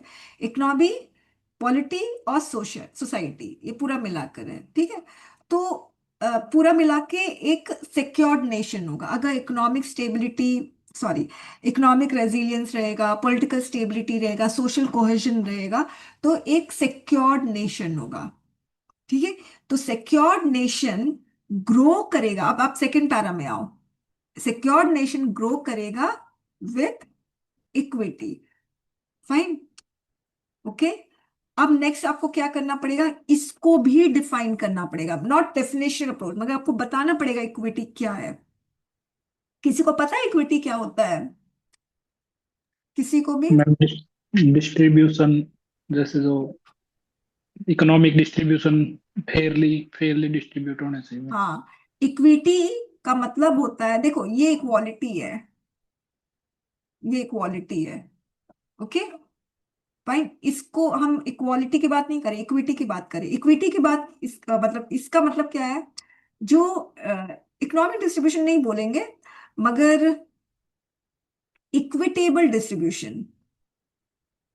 इक्विटेबल डिस्ट्रीब्यूशन का मतलब क्या है, मेरे पास 0 है तो मुझे 100 मिलेगा सरकार से, उसके पास 50 है तो उसको 50 मिलेगा, तब जाके 100 होगा ना, फाइन। और जिसके पास 100 है उसको क्या मिलेगा? ओके, तो ये है इक्विटेबल डिस्ट्रीब्यूशन। आज जो रिजर्वेशन दिया जा रहा है ना, ये इक्विटी बेस्ड है, ये इक्वालिटी बेस्ड नहीं है। जनरल कैटेगरी को कोई रिजर्वेशन क्यों नहीं मिल रहा है? क्योंकि उनको वो 100 है इसलिए नहीं मिल रहा है, अंडरस्टूड, ओके। तो equitable distribution of resources, benefits और इंक्लूसिविटी होना चाहिए, इंक्लूसिविटी होना चाहिए, तब हम बोलते हैं इक्विटी है। सोशल इंक्लूजन होना चाहिए, जिसमें एजुकेशन, हेल्थ, ये सारा आएगा। सस्टेनेबल डेवलपमेंट होना चाहिए, इन्वायरमेंट को कोई प्रेशर ना हो, फाइन। तो और इकोनॉमिक जो इक्विटेबल डिस्ट्रीब्यूशन ऑफ रिसोर्सेज है, बेनिफिट्स है, वो सारा। तो यहाँ जैसे आप इक्विटी पे आओगे ना, आपको ये चीज बताना पड़ेगा। अब उसके बाद ये चीज को आपको जस्टिफाई करना है in the same para, second para में। अब बताओ क्या, मुझे बस 3 फुटनोट्स बता दो कि ये कैसे गुड है। पहले तो आप बताओगे ग्रोथ विथ इक्विटी क्या है, वो अच्छे से बताओगे, आपको बहुत अच्छे से बताना पड़ेगा। फिर आपको बताना है कि ये किस तरह से नेशनल सिक्योरिटी के लिए गुड है, आपको अब नेशनल सिक्योरिटी से कनेक्ट करना है। आफ्टर डीलिंग विद दिस, आपको इस गुड और नेशनल सिक्योरिटी को कनेक्ट करना है। अब बताओ। मैम इंसर्जेंसी, नक्सलाइट, इनमें सब में थोड़ा ड्रॉप आना। अच्छा देखो, इक्विटी का मतलब, हाँ आप सही बोल रहे हैं, इक्विटी का मतलब क्या होता है, social cohesion, sorry social cohesion नहीं, इक्विटी का मतलब होता है इंक्लूसिविटी होगा, ओके। तो जैसे ही आपने नक्सलाइट के बारे में बोला है, तो नक्सलाइट को अगर हम लोग मेन स्ट्रीम सोसाइटी में इंटीग्रेट कर लेते हैं, तो ये इंक्लूसिविटी आ जाएगी, क्योंकि ग्रोथ विथ इक्विटी में इंक्लूसिविटी है। चल, नेक्स्ट। तो आप यहाँ पर नक्सलाइट्स के बारे में आप बात कर सकते हो ना, इंसर्जेंट ग्रुप्स। मैम जो ये ग्रोथ विद इक्विटी है मैम, ये थोड़ा इकोनॉमिक्स के पोर्शन ज्यादा लिखना है ना इसमें, या फिर को सारा ही लिखना पड़ेगा जो नहीं, जैसे। सारा तो भूल जाओ, आप नेशनल सिक्योरिटी के पर्सपेक्टिव से आपको लिखना है, जैसे ये नेशनल सिक्योरिटी के पर्सपेक्टिव से है। हाँ मैम जैसे, नक्सलाइट्स इंसर्जेंट ग्रुप को मेन स्ट्रीम सोसाइटी से इंटीग्रेट करना है। तो अब जैसे मैम, अगर ग्रोथ विथ इक्विटी होगी, मैं आपको बता दूं, अगर ग्रोथ विथ इक्विटी होगी, जो नक्सलाइट्स क्या करते पता है, जो नक्सलाइट रीजन है ना, वहां के जो लोकल पीपल है ना, उनके जो ग्रीवेंसेस हैं उसका फायदा उठा रहे हैं। और ग्रीवेंसेस क्या है, उनको लैंड राइट्स नहीं मिल रहे हैं, उनको फॉरेस्ट राइट्स नहीं मिल रहे हैं। तो अगर गवर्नमेंट उनको लैंड राइट्स दे देती है, फॉरेस्ट राइट्स दे देती है, तो वो लोग नक्सलाइट्स की तरफ जाएंगे नहीं। वो लोग का झुकाव किस पे होगा? सरकार की तरफ होगा। सरकार की तरफ होगा क्योंकि सरकार उनको दे रही, जो उनको देगा उन्हीं उन्हीं की तरफ झुकाव होगा ना। तो वो नक्सलाइट्स जो नक्सलाइट्स की सॉरी जो लोकल पीपल नक्सलाइट्स की तरफ जा रहे हैं, वो किसी तरफ जाएंगे? वो मेन स्ट्रीम सोसाइटी की तरफ बढ़ेंगे। इंटीग्रेशन होगा, सोशल कोहेशन होगा। तो ग्रोथ विथ इक्विटी क्या लेकर आ रहा है? सोशल कोहेशन लेकर आ रहा है। सेकंड, हो गया ना ये? अब एक और बोलो। मैम सस्टेनेबल डेवलपमेंट के लिए मतलब प्री रिक्विजिट है जैसे ओवरऑल सोसाइटी अच्छा, में। ठीक है। ग्रोथ विथ इक्विटी, ये इसको भी हम ले लेते हैं, ग्रोथ विथ। इंटरनेशनल बॉर्डर के रिगार्डिंग अगर हम जैसे बॉर्डर एरिया के लोगों को अवेयर करेंगे, उनको इंक्लूसिव फील करवाएंगे मेन स्ट्रीम से। तो हाँ, तो मगर ये इसमें ही आ जाएगा, पता है, इसका अलग पैराग्राफ मत करना। एग्जामिनर को लगेगा फिलर यूज कर रहे हैं। ओके। ओके। ओके। अभी क्या बोला था उसको हम? हाँ, सस्टेनेबल के बारे में बोला था। तो हम सस्टेनेबिलिटी के बारे में बात कर सकते हैं, क्योंकि ग्रोथ विथ इक्विटी में सस्टेनेबल डेवलपमेंट होता है। देखो, अगर सस्टेनेबल डेवलपमेंट होगा, आजकल पता है क्या बोला जा रहा है? क्लाइमेट चेंज जो है ना, it is not it has not like क्या बोलते हैं, it is not only an environment issue, but it has become a security threat, ऐसे बोलते हैं। अब क्लाइमेट चेंज जो है ना, वो सिक्योरिटी थ्रेट हो गया है। ओके। तो सस्टेनेबल डेवलपमेंट होगा, इन्वायरमेंटल सॉरी जो नेचुरल रिसोर्सेज है उसका ऑप्टिमम यूज होगा, सस्टेनेबल यूज होगा। तो जो सिक्योरिटी थ्रेट है उसको हम कुछ हद तक रिड्यूस कर सकते हैं। तो उसको भी आपको एक्सप्लेन करना होगा, और ये बहुत अच्छा पॉइंट बन जाएगा। थर्ड, बस तीसरा। और मैम जैसे रिजिलियंस जो डिजास्टर मैनेजमेंट में होती है उसके लिए भी अच्छी है, ज्यादा से ज्यादा में इक्विटी होगी तो। ये इसमें आएगा, डिजास्टर मैनेजमेंट सिक्योरिटी थ्रेट। वो तो सिक्योरिटी थ्रेट है ही ना, अचानक से फ्लड आ जाना, जमीन खिसक रही है उत्तराखंड में कुछ सिटीज में, सिक्योरिटी थ्रेट है ये। एक और।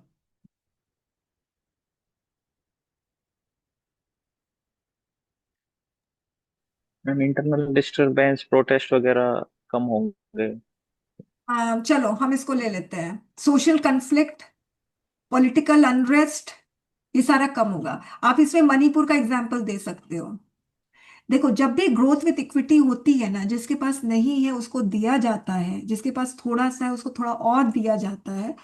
ठीक है, इससे क्या होगा कि जो कंपटीशन हो रहा है ना फॉर गेनिंग द रिसोर्सेज, वो कंपटीशन रिड्यूस हो जाएगा। जैसे मणिपुर में क्या हो रहा है, एक वैली वैली वाले ट्राइब्स है और एक हिल वाले ट्राइब्स है। अब दोनों के बीच में लैंड राइट्स के लिए कंपटीशन हो रहा है, लैंड रिसोर्सेज के लिए कंपटीशन हो रहा है। जो मणिपुर में 3 साल से जो कन्फ्लिक्ट चल रहा है ना, 3 साल सिर्फ कन्फ्लिक्ट नहीं, वॉयलेंस, वो सिर्फ ये ट्राइबल कन्फ्लिक्ट है। वैली के ट्राइब्स और हिल के ट्राइब्स, ये दोनों के बीच में कन्फ्लिक्ट चल रहा है। लैंड राइट्स के लिए, फॉरेस्ट राइट्स के लिए, हिल में जो है उसके राइट्स के लिए। रिजर्वेशन का भी इशू है। हाँ, रिजर्वेशन, हाँ। ये वैली वाले हैं ना, अपने आप को शेड्यूल्ड ट्राइब में इंक्लूड करवाना चाहते हैं, ये स्टेटस मिलना चाहिए उनको। ओके। और इससे ये लोग थ्रेटन फील कर रहे हैं, हिली वाले। ओके। तो आप इसे मणिपुर का एग्जांपल दे सकते हैं, सोशल कोहेशन होगा। बस काफी है, 3 2, उसके बाद। और ये बैड होने का सवाल ही पैदा नहीं होता, तो बैड के बारे में लिखना नहीं है और अपना कंक्लूजन देना। ओके। अब जैसे what 7 decades of freedom have taught us? What have this freedom taught us? और 7 decades, फाइन। अब इसमें है ना, आप लोग बस मुझे बताओ, इसमें आपको स्पेसिफिक कंपोनेंट क्या लग रहा है? ये कॉल लास्ट कर लेते हैं। क्या लग रहा है स्पेसिफिक कंपोनेंट?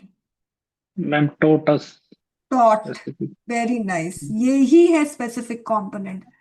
तो आपको इसमें टॉट के बारे में ही लिखना है, क्या हमें सिखाया है। तो आप शुरुआत किससे करोगे?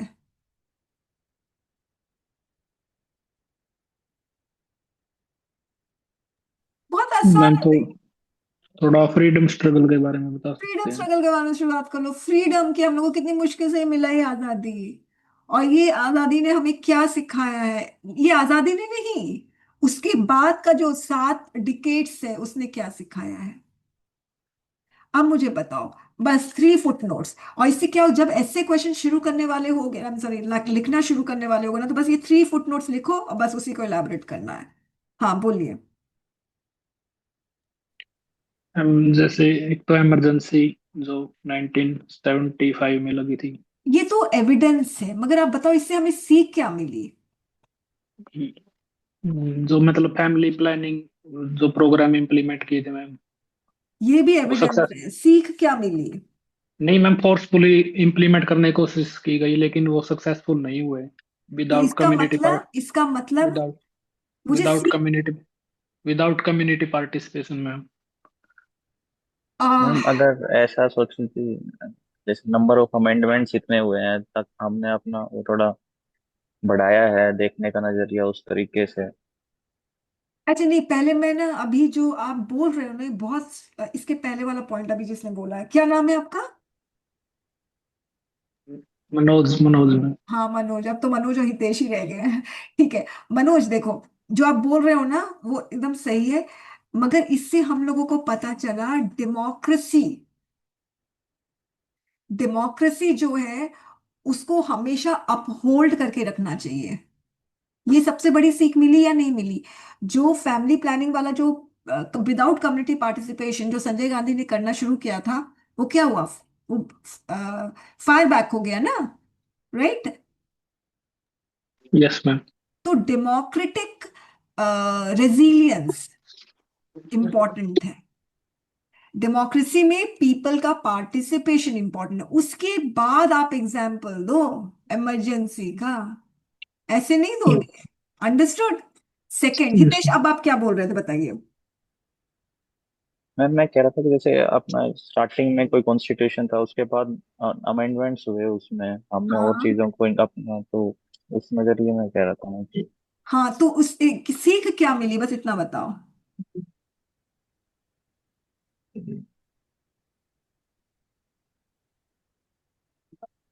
क्यों ना हम इसको गवर्नमेंट अकाउंटेबिलिटी ले लें।